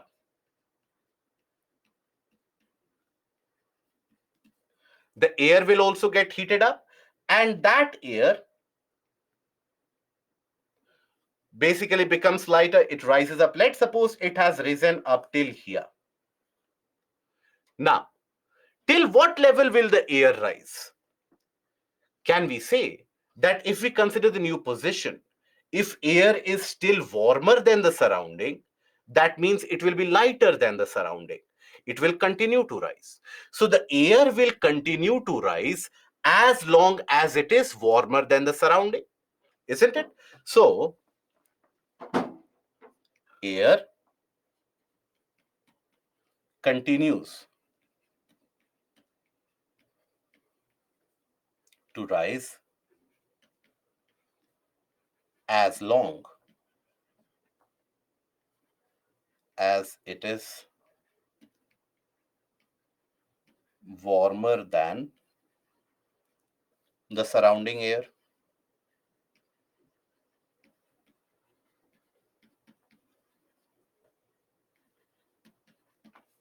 Fair enough. Now, imagine a situation where you have an air parcel, or think about it in a different scenario. Let's suppose the air has risen up till this position. Now, the temperature of air parcel at this position, let's suppose, is 12 degrees Celsius. Temperature at an elevation here is, let's suppose, 15 degrees Celsius. Will the air rise up further? No. because not only the surrounding but the air above is also warmer. So air will rise as long as it is the warmer out of the surrounding. But if the surrounding gets warmer, that means this rising parcel of air won't be rising anymore. If I can simplify it, that means as long as there is a kind of a positive lapse rate, that is, the temperature reduces with height and the air continues to be warmer, it will rise. But as soon as the surrounding air gets warmer, the air won't rise anymore. Okay, further to simplify it, that as long as the ground is colder, or in the lower region the air is warmer and in the upper region the air is colder, it will continue to basically rise. So here, rise of air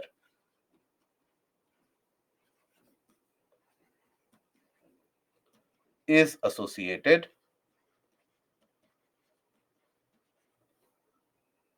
with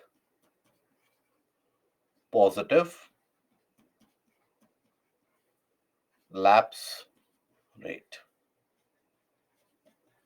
That is, as long as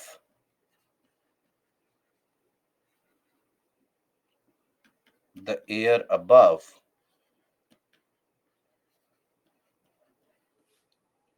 is colder,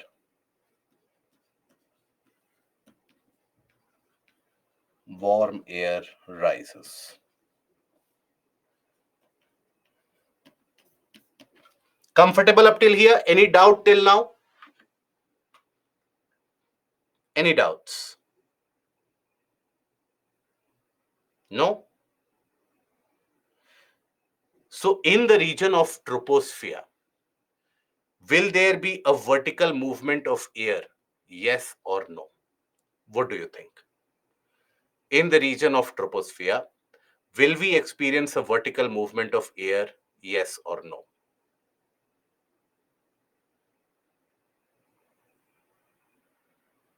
Why no?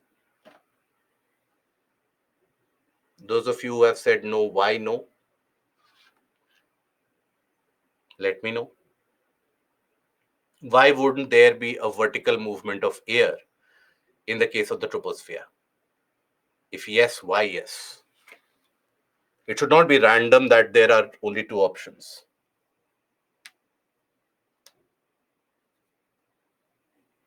Density is higher, so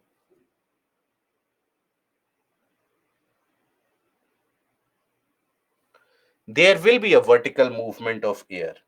Okay, yes, because air is rising up, temperature difference with height, yes. Positive lapse rate, yes. Convection current, okay. So in the region of troposphere, you observe a vertical movement, vertical rise and fall of air, in the sense that the air will get heated up, it will rise up because above it you have colder air which is going to be heavier. So this is the lighter one which will continue to rise. Always when the air warms up, as long as it is lighter than the surrounding, so as compared to the colder air, warmer air is always going to be lighter. Why? Because in the case of a warmer air, you will come across a scenario or a situation where a lot of these particles will end up escaping around. So in that system, you will have lesser particles. So warmer air is always lighter. So warmer air being lighter, that is why it rises up. As it rises up at a height, still it is warmer than the surrounding, means still it will be lighter. So it will continue to rise. As or till it reaches a situation where the surrounding air is warmer, then that means it doesn't have that weight advantage. So then it won't rise. So in troposphere, you will come across the vertical movement of the air. Is that understood? Is there any doubt which prevails, or is that understood? Good. So now we take a look at what happens in the stratosphere. Now, in the region of stratosphere, because there is significant amount of heating caused because of the ultraviolet rays being trapped by the ozone layer, you will experience that there is a higher temperature as you keep on transitioning higher up into the stratosphere. There is a higher temperature. So in this region, what you experience is that with the increase in height, the temperature also indicates an increase. And what do we refer to that as? That is what is a negative lapse rate. So with the increase in height, the temperature also indicates an increase. So here, with the increase in height, with an increase in height, temperature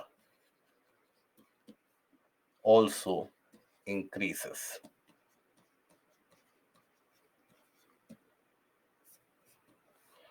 Okay, so that is what you observe here. So this is the case of a negative lapse rate.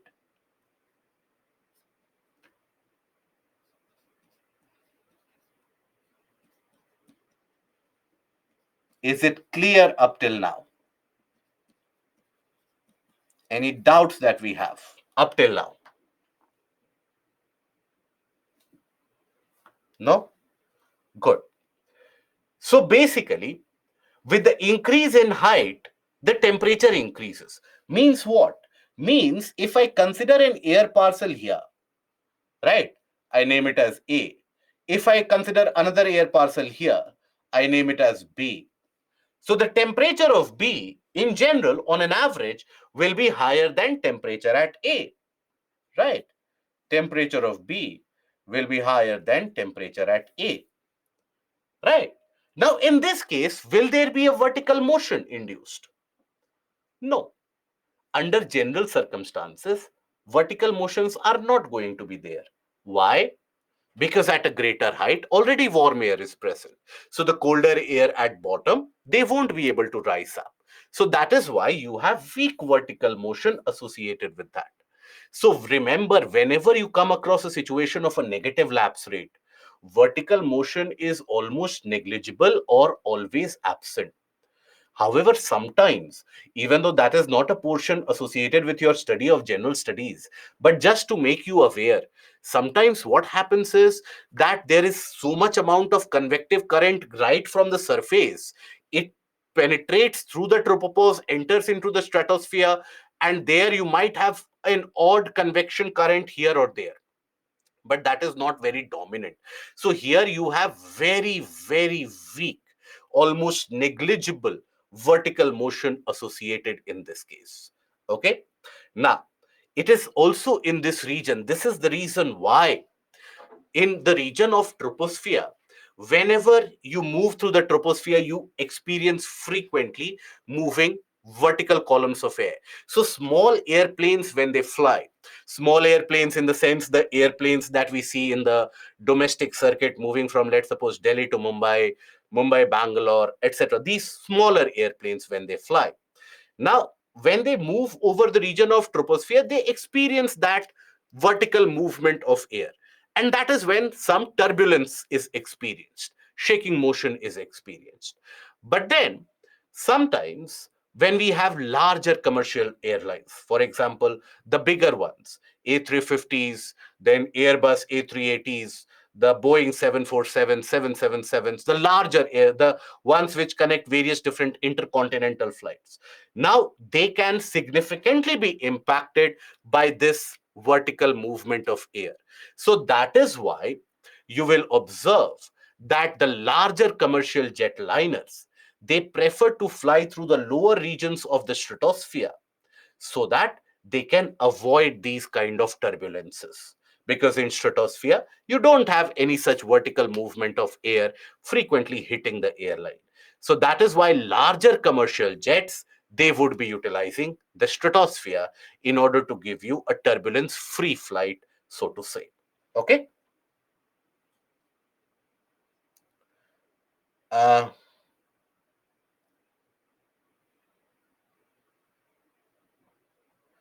Priya, how in point B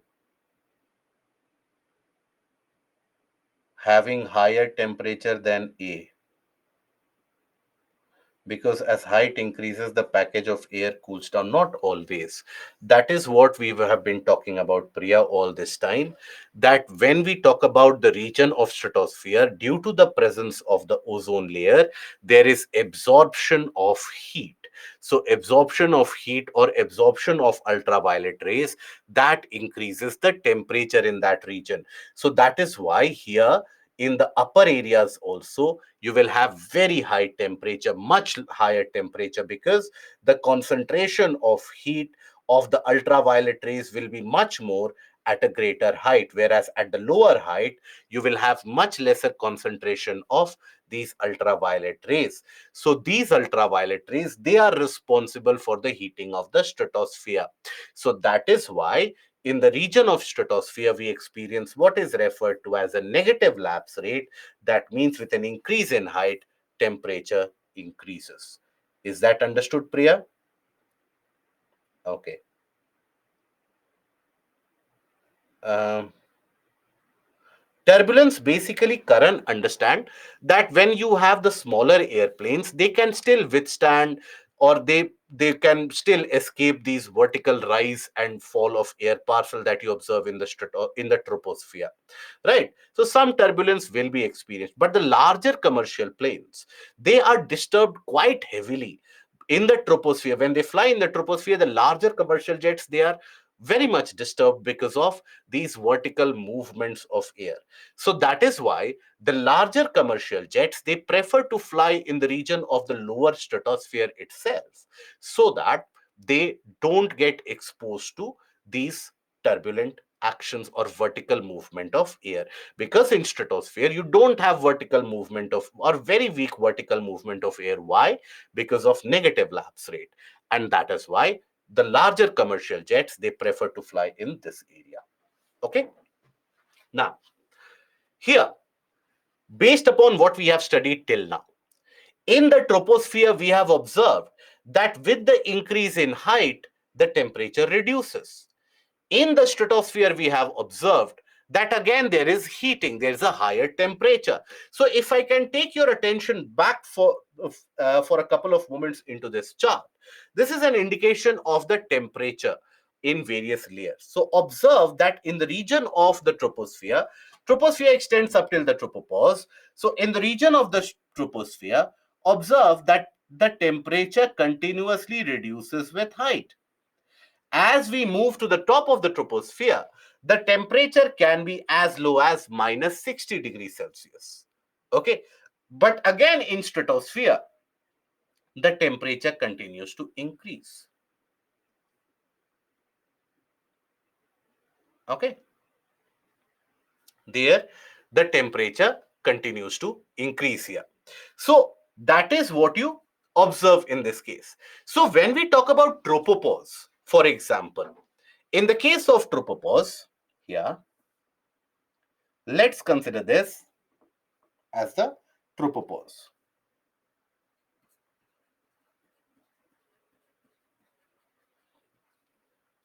Now, in the case of tropopause, beneath it, you have the troposphere. Now, the top of troposphere will experience what? Very low temperature. So here, very low temperature, cold conditions.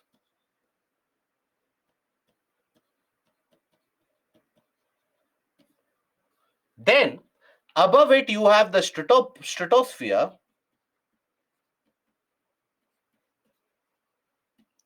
And here you experience what? Warming, warm conditions.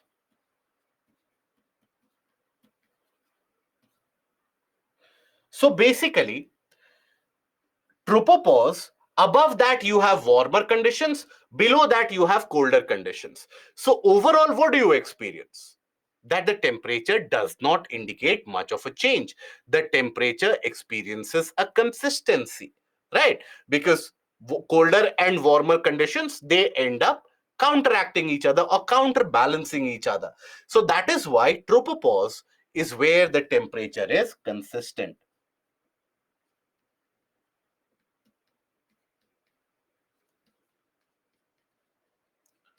So can we not say That tropopause also indicates what is referred to as zero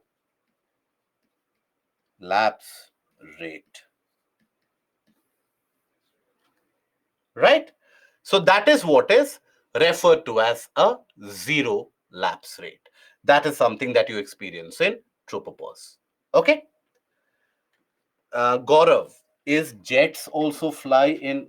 Are you talking about fighter jets, Gaurav? So fighter jets have different upper ceilings, as it is referred to. The upper level or the vertical limit to which they can fly. So you have different amongst them having different levels. So for example, if you consider few of them, the general ones, many of them you will have them moving in the region of the troposphere itself, but few of them they move in stratosphere. Few of the older ones, for example, when you consider the older ones such as MiG-23, not the MiG-21s, that the Indian Air Force at one point of time had MiG-23s, MiG-27s, and some of the MiG-31s as well. So these could reach very high limit of stratosphere. MiG-31s, MiG is basically made by Mikoyan Gurevich, the Russian company. So MiG-31 was very famous for hitting the upper levels of stratosphere as well. When you talk about the B-2 bombers that US still has, which US has been flying for almost 60 years now, they can also hit the upper limits of stratosphere as well. So it depends on the type of jets that you talk about. Okay. So, Utsav, if there is ozone layer depletion at the higher level of stratosphere, then ultraviolet rays will be absorbed and lower level of stratosphere will have higher temperature. See, generally the ozone depletion is going to happen from the bottom areas itself. Right, Utsav? Why is it so? Because the factors which are leading or creating that ozone depleting situation, they will be impacting the ozone from the lower levels. Right? So that is why you will find depleted or depletions happening from the lower portions always. Nonetheless, always you will find that it is not as if that the ultraviolet rays will be traveling through the entirety of the ozone layer before getting reflected back. In majority of the cases, the ultraviolet rays, they will impact the top layer, heat up the top layer, get reflected there. Hence, the top layer indicates a much higher temperature. Understood? Karan, why tropopause has zero lapse rate? Because here, when you talk about the region of tropopause, you have heating. See, heating from above. Stratosphere is warmer, so there is heating from above. Troposphere is, as you move higher up in troposphere, it keeps on getting colder. So you have colder conditions. So underneath in the case of the surrounding or the vicinity of tropopause, immediately below it, the temperature is minus 60. Stratosphere will indicate a warmer condition, but it won't suddenly get heated to 100 degrees Celsius. It will get heated slowly and steadily. So here you have warming above that, cooling below that. So that is why consistency is maintained. Okay. So that is what you will observe in the case of the temperature difference, and that is what is the zero lapse rate. Okay. Is that understood, Karan? Okay. So that is what we have as the structure. Not very convinced, are we, Karan? See, in that, always think about it, that when we talk about the condition, why the air is not sinking in tropopause. Why would it sink? It is not very warm. The air temperature at the region of tropopause is very similar to what is experienced at the top of the troposphere. So that is why it won't be sinking. Okay, it is very consistent there. Even in terms of the stratosphere, on top of stratosphere, you have the stratopause, where the temperature or at stratopause is almost similar at what you experience at the top of stratosphere. So that is why it won't sink. Okay. So tropopause, stratopause, all of these will experience a kind of a zero lapse rate.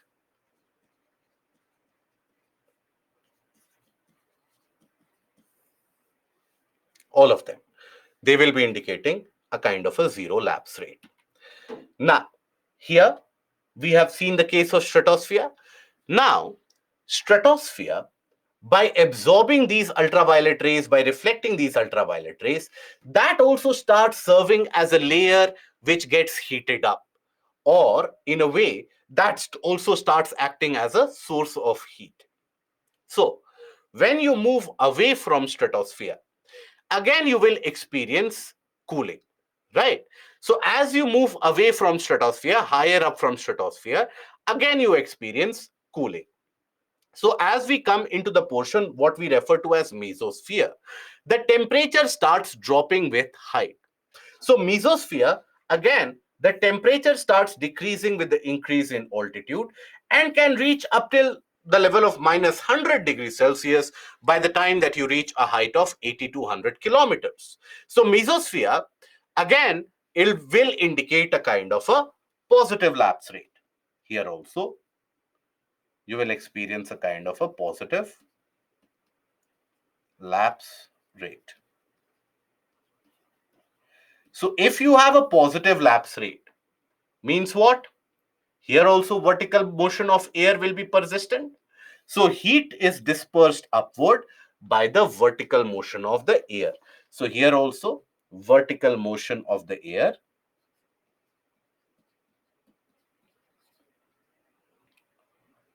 movement of air is experienced. Okay, that is your mesosphere. In fact, see, airplanes, they can fly in the region of stratosphere. Airplanes can fly in the region of troposphere. So our understanding of these layers is very good. Even above mesosphere, when we go further higher up in thermosphere, exosphere, we have the satellites and various payloads. So there also our understanding is good. Our understanding of mesosphere is not very good, because generally the only source or the medium by which we have understood mesosphere is with the help of few of the sounding rockets that we have released or that we have launched. Now as they pass through the mesosphere, we get an idea about the air density of that region and so on. So this is one of those layers of the atmosphere that is not perfectly understood till now. Above the region, so in the region of mesosphere also, by the way, this is the region where you will experience that various different space debris, you have meteors, etc. They end up burning, right? They burn up as they come down. Okay, it is in this area where they burn up and they get consumed. Okay, explain the diagram for vertical motion. There is no such diagram for vertical motion, my dear friend. This is the vertical motion. So if it is warmer at bottom, colder at top, it will induce what is a vertical motion. Why? Because warmer air is always lighter. So when you have warm air, it will be lighter than the cold air. Lighter things always rise up. So when is it that you will come across this situation? You will come across this situation whenever you will come across the existence of a positive lapse rate. Only in that scenario, you will experience this situation. That is that the temperature higher up is lower. So that is where you will find that, because colder air is heavier. Okay, warm air is lighter, cold air is always going to be heavier. So when we talk about the cold air which is heavy, the warm air is lighter, so the warm air will continue to rise up. Is that understood, Pavitra? So see, wherever you will observe this, wherever you have a positive lapse rate, it is associated with vertical motion of the air. Here also you have a positive lapse rate. So that means in the lower portion of the mesosphere, the temperature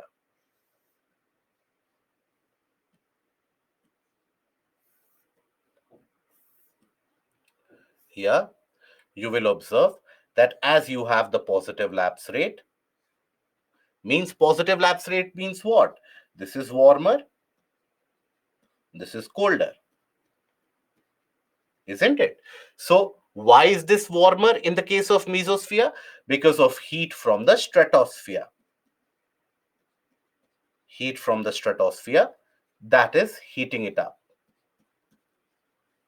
Okay, so as it gets heated up, that warmer air being lighter will rise up. It will rise up. It will disperse the heat from the into the surroundings. It will rise up till the point that it is warmer than the surroundings. Again, meanwhile, another air parcel will get heated up. That will also continue to rise up. Is that understood? Priya, but sir, when warm air uprises, it doesn't disperse. Disperse as in move into the surrounding. It will move into the surrounding. Always. It will always end up moving into the surroundings. Any doubts that we have till now? Okay. By that, I will assume that we don't have any doubts.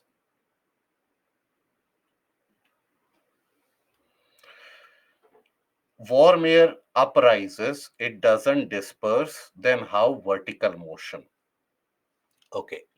See, when we say rises up, in all the different languages that you would have come across, rising up means what?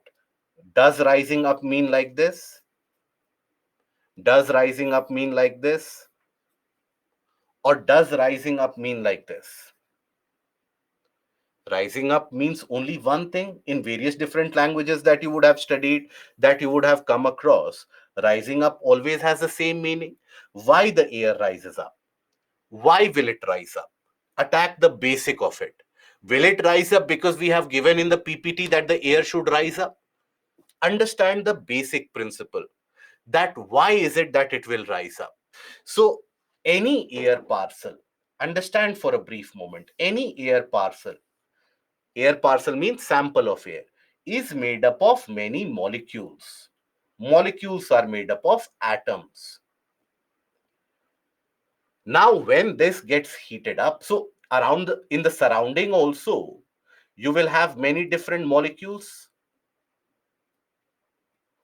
In the surrounding also, you will have many different molecules. Let's suppose this gets heated up. I heat it up. So when I heat it up, there will be energy which will be given. So you will have many of these molecules amongst them. They will escape the system because they will get so much energy. The molecules will move here, here, here, here. So this parcel now, as compared to the surrounding, because it has gotten heated up, as compared to the surrounding, it is lighter, isn't it? Now, when it is lighter, will it go in this direction? Will it go in this direction, or will it rise up? When you have a helium balloon in the festivals and fairs that you observe, where does that balloon go up? Does that balloon straight away starts moving sideways? No, it rises up. So that is the rising up movement that you will experience. So that is always the vertical movement of the air is induced because of that difference in heating and cooling. Are you able to understand this, Priya? Or is your question something very different?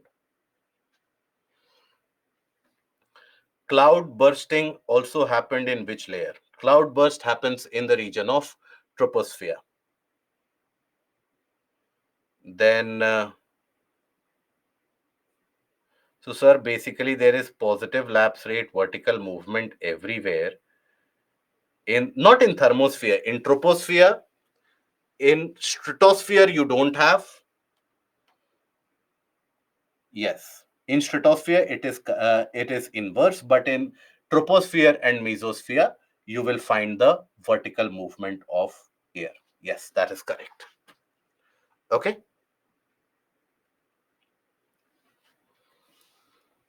Acid rain happens in. Acid rain also happens in troposphere. Wind also blows in troposphere. The normal cloud formation also happens in troposphere. All the climatic conditions, the cyclone formation also happens in troposphere. All the snowfall also happens in troposphere. All the climatic events that you have heard about in your life till now, all of them take place in troposphere itself. Okay. Why in troposphere only? We will come to that. Don't worry. We will come to that when we, because as of now, have we understood what is cloudburst and why cloudburst happens? Why is it that cloud formation happens? Why is it that the cloud formation will not take place in the region of stratosphere? Why is it that when we talk about the atmospheric movement of winds, it doesn't go into the region of stratosphere? Have we studied those portions? We have not, right? I can give you the answer very easily now, but then you won't be able to understand that. Positive lapse rate is directly proportional to vertical movement, yes. Why it is positive lapse rate in mesosphere? It is positive lapse rate in mesosphere because here again you are moving away from the source of heat, and the source of heat for mesosphere basically is the stratosphere. That becomes the source of heat. So as you move away from it, there is a kind of a cooling which is observed. Okay, so that is why a positive lapse rate. And Pavani, in fact, I don't think you will get relief until and unless you get the answer for why weather events are associated in the troposphere itself. So let me tell you, why is it that all the weather phenomena are observed only in troposphere? That is because in the troposphere, due to the positive lapse rate, the convection cells created in the atmospheric circulation, they are restricted to the top of the troposphere itself. Be it the Hadley cell, Ferrel cell, or the polar cell, their upper ceiling is the region of the troposphere. Beyond that, you won't have any of these circular movements.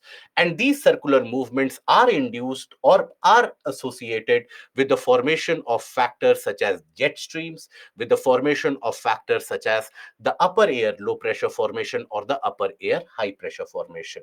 It is this upper air and high pressure and low pressure which can induce various different climatic events that we experience, including lack of rainfall or excessive presence of rainfall. And all these climatic factors, basically, even when we talk about the polar heating, polar cooling, they are associated and influenced by factors such as jet streams, etc. They are induced by the upper air difference in temperature in between these cells of circulation. That is the difference in temperature between the Ferrel cell and the polar cell, between the Ferrel cell and the Hadley cell, that induces a circulation.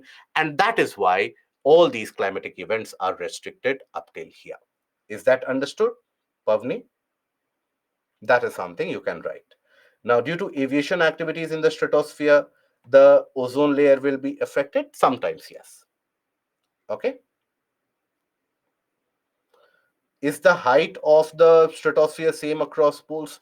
No. See, the initial height is something different of the stratosphere because the height of the troposphere is different. So the initial height of the stratosphere is also going to be different. And the thickness, it is not always going to be consistent. That also varies. Okay. Now we come to the ionosphere. Now, ionosphere extends into the region of thermosphere that is immediately beyond the region of troposphere, immediately beyond the region of mesosphere. You have a layer of gases where the density of the gases is not very high.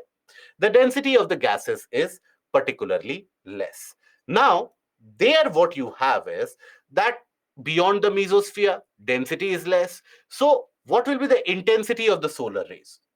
At this particular height above 100 kilometers, that is at a height of 100 to 400 kilometers, at that particular height, the intensity of the solar rays is very, very high.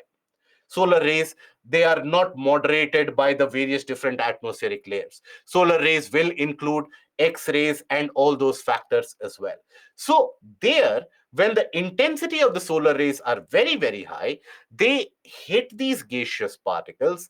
And when they hit these gaseous particles, the particles, they get excited, electrons leave them, some electrons are gained by some of them, and there is formation of ions. So you observe the formation of ions, right? So due to high intensity of the solar rays in that above layer, the gaseous particles such as oxygen, nitrogen, they will experience that the atoms, they either they have excited electrons within them or the electrons leaving them.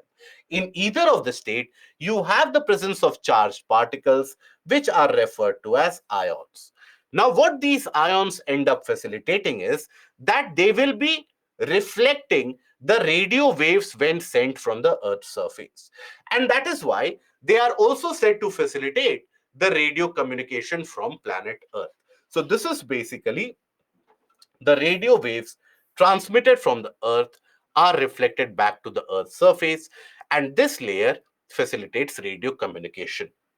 Nowadays, in the era of satellite mode of communication, radio communication is not so prominent. But earlier, if you ask your parents, if you ask your grandparents, they would rely upon radio communication. Earlier, radio communication would be the base mode for communicating various messages, right? So, very briefly, if I have to tell you about it, so in the upper layers, in the upper layer, beyond mesosphere,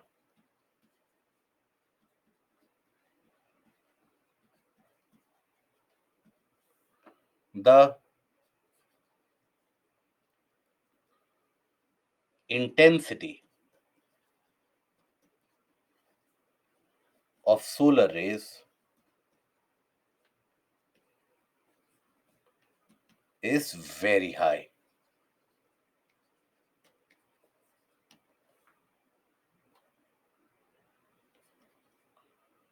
After hitting the gaseous atoms, leads to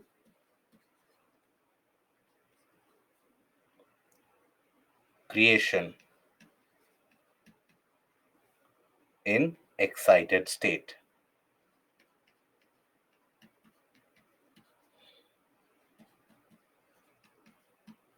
Creates charged particles or ions. These ions basically will reflect radio waves back onto the surface. So what actually is the case is, let's suppose this is the ground surface. Now let's suppose at a height of 200 kilometers from the ground surface, 300 kilometers from the ground surface, you have the presence of these charged particles.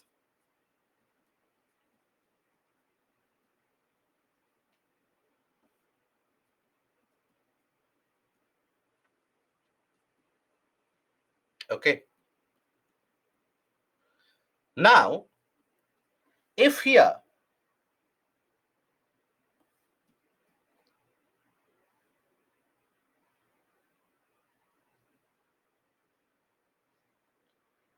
the radio waves, they are sent.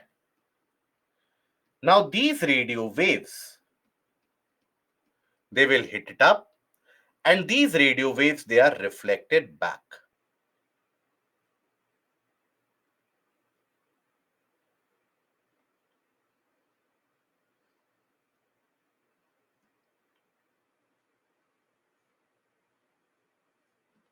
Okay.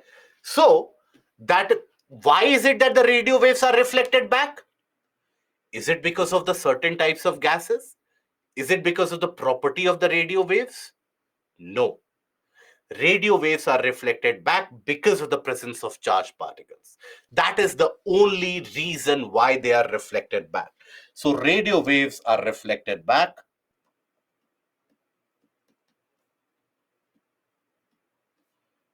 get reflected back only due to, UPSC had asked this question in the prelims once, presence of charged particles.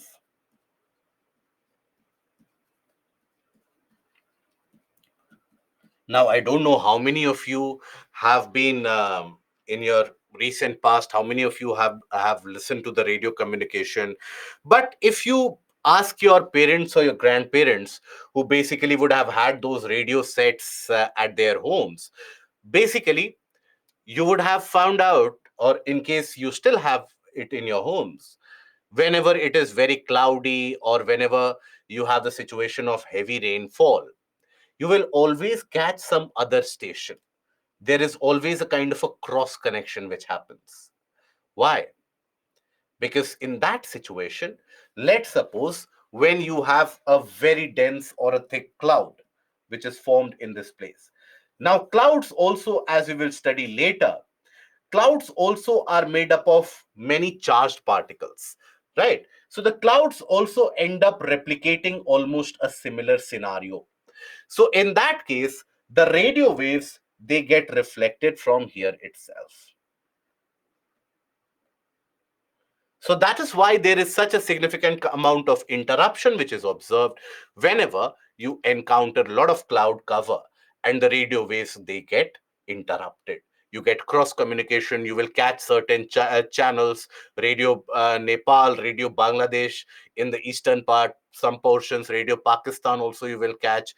And that is because of cross connection which happens because the clouds also end up imitating a similar circumstance. Okay? Yes, Sridevi, that is correct. Now, Sidhya, why oxygen is decreasing as we go up? Not only oxygen, all the gases and their concentration will keep on decreasing as you move up. Why? Because all the gases, their density is going to be maximum closest to the surface because of gravity, and as you move up, the force of gravitation keeps on reducing, and hence the gases also and their proportion also reduces. Is thunderstorm are held in ionosphere? No, that is also held in troposphere only. Priya, when radio wave hit ions, it emits energy also, or is there some change in the wave? So, see, we won't go into the significant detail of it, but when you have these waves, the waves, how they behave, is dependent on the particles that they hit. That is the wavelength that they have and the particles that they hit. Accordingly, you have these waves. If they hit the charged particles obviously they will have different size. The electrons will be available, etc. So how the waves will behave upon hitting the charged particles, many of the times you will have that reflection back. In case you have the proper atomic structure and molecules without the presence of charged particles, many of these waves will be absorbed by them, right? So when you have the presence of these minute charged particles, that is when they get reflected back. Okay. Now, after this, we come to solar insolation. What do we understand by solar insolation? So, solar insolation is the amount of solar radiation which is received at a given surface in a given time window. That is what we refer to as insolation. So, for any region, when we consider, so Priya, is that understood? If not, please ask again. So, for any region, right, the amount of solar rays received by any surface per unit area in a given time window, that is insolation. So it is the amount of solar radiation received on a given surface in a given time period. Now here, what you see on the screen is basically a kind of a mini weather station that you observe. But when we talk about this solar insolation, all places on the planet, will they experience the same amount of solar rays for the same time period? No. The amount of energy which is sent, that keeps on varying. So solar insolation across the planet, that ends up varying. Solar insolation across the planet is not at all consistent, right? It is dependent on varying different factors.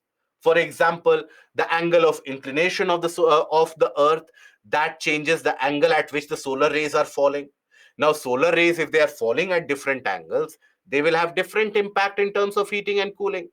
Then revolution of earth on its axis around the orbit. So basically earth also goes through the perihelion and the aphelion stages, where the distance between the earth and the sun changes ever so slightly. So that will also change the amount of solar insolation which falls upon. Then the side on which, or the direction in which the land is faced, whether it is facing towards the sun or away from the sun, that also induces a variation in the solar insolation. Then When we talk about an altitude, if you are at a greater height or if you are at a sea level, the amount of solar insolation which is received will also be very different. So solar insolation is factored in, is dependent on many different factors taken together. So we will understand that. But before that, I want you to have an idea about what a weather station actually consists of. So what you see on your screen is a kind of a weather station where you observe this. Now this is where the installation where you will have your atmospheric thermometer. Atmospheric, in order to measure the air temperature, you never keep the thermometer on the ground. Because if you were to keep the thermometer on the ground temperature would be induced in the thermometer reading. So you keep the thermometer suspended at a height of 1 or 2 meters from the ground surface, and so that it is not impacted by the temperature of the ground. Okay. What you see here is basically a rain gauge. So what is a rain gauge? It measures the amount of rainfall, right? So that is what you have as a rain gauge.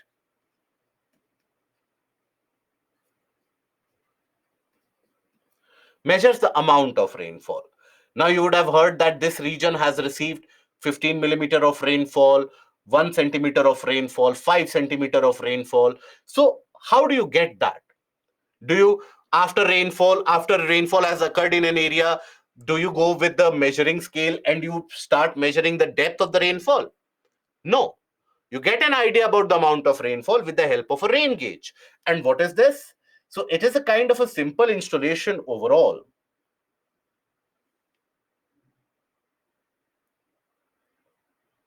Here, a cylinder is there, and then on top of that cylinder, you basically put in a funnel.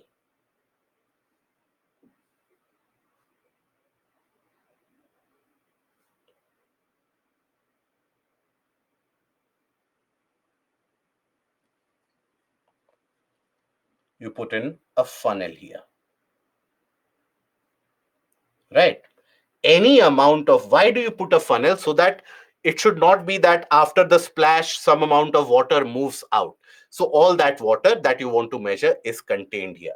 So after that, it is all that water is collected, and then it is measured as per the measuring scale, and accordingly you have the idea about the rainfall that is received. Okay, that is what a rain gauge is. Then here what you see in the form of three discs. Now, that is what is referred to as a anemometer. It measures not only the wind speed, but also the directionality of it in many of the cases. So, this is what is referred to as anemometer.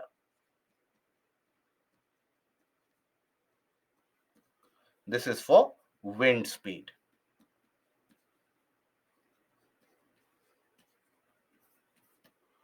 Okay. So with this and the larger barrel in front that you see, now that larger barrel, oftentimes that is also used as a rain gauge or a rain, but you have a similar construction of what is a barometer. Barometer is basically used to measure the atmospheric pressure. That is, whether you have a low pressure or a high pressure. How do you get that? So the air pressure which is induced, so that ends up moving the column of mercury. We will come to air pressure later on, but barometer is used to study the air pressure. The dimension of the funnel, in this case, Priya, this is not always consistent. So you can have larger rain gauges as well, you have smaller rain gauges as well. For example, in the region, if you have to measure in an area where the amount of rainfall is very very high, so generally you go for a slightly larger rain gauge which can accommodate at least 2 to 5 centimeters or 5 to 7 centimeters of rainfall within it. Okay, so that much 5 to 7 centimeter rainfall, think about it, that the entire rain gauge will be around 20-30 centimeters in terms of its height, and the dimension or the diameter will also be around 5-10 centimeter or 10-12 centimeter, something like that. It is not fixed. And Reason for not clear or breaking radio sound. So oftentimes, Utsav, that reason is attributed to the presence of lot of clouds, sometimes lot of dust particles. So when there is a very strong wind movement, howling of wind, that also creates that distortion, because the lot of these radio waves, they are not received carefully well. But please don't confuse it with the satellite communication. Okay, when you observe majority of the television sets, your telephone calls, all of that is carried out by satellite communication. And Sridevi, it is, even it depends on climate also. What depends on climate here? Are you talking about insolation? Yes, insolation also depends on climate sometimes, the cloud cover, etc., which is present. Turbulence of airplane is only about air movement, Himanshu? No, turbulence of airplane is because of multiple different causes. It can be because of the type of air parcel that it encounters. Let's suppose if the airplane is moving, it comes across, if the air density in a region is very low, then the airplane suddenly will experience a dipping motion, right? So again, when it encounters the natural air density, again it will try to come back to its original position. So turbulence is caused because of many factors. So that is why when the airplane moves through clouds, very dense clouds, it experiences varying different air pockets, and that is where the turbulence is very high. Okay, but the cloud formation in itself is caused why? Because of vertical movement, the convection current. That is what it leads to. Okay. Now, we do one thing, we take a break, and after that, we talk about the factors that cause variation in the amount of solar insolation. But are we comfortable up till now? But it also depends on the positive and the negative ions and changes accordingly. Generally, negative ions are the only ones which are predominant, Priya. You have the charged particles, that is electrons represent the negative ions, so they are generally the predominant ones. They associate with the reflectivity. Okay, so now we take a break, and it is going to be the lunch break. So we carry it out for 40 minutes. So it is 3:10. So we will be having a break till 3:50. Okay. So break till 3:50, and then we get back and we continue.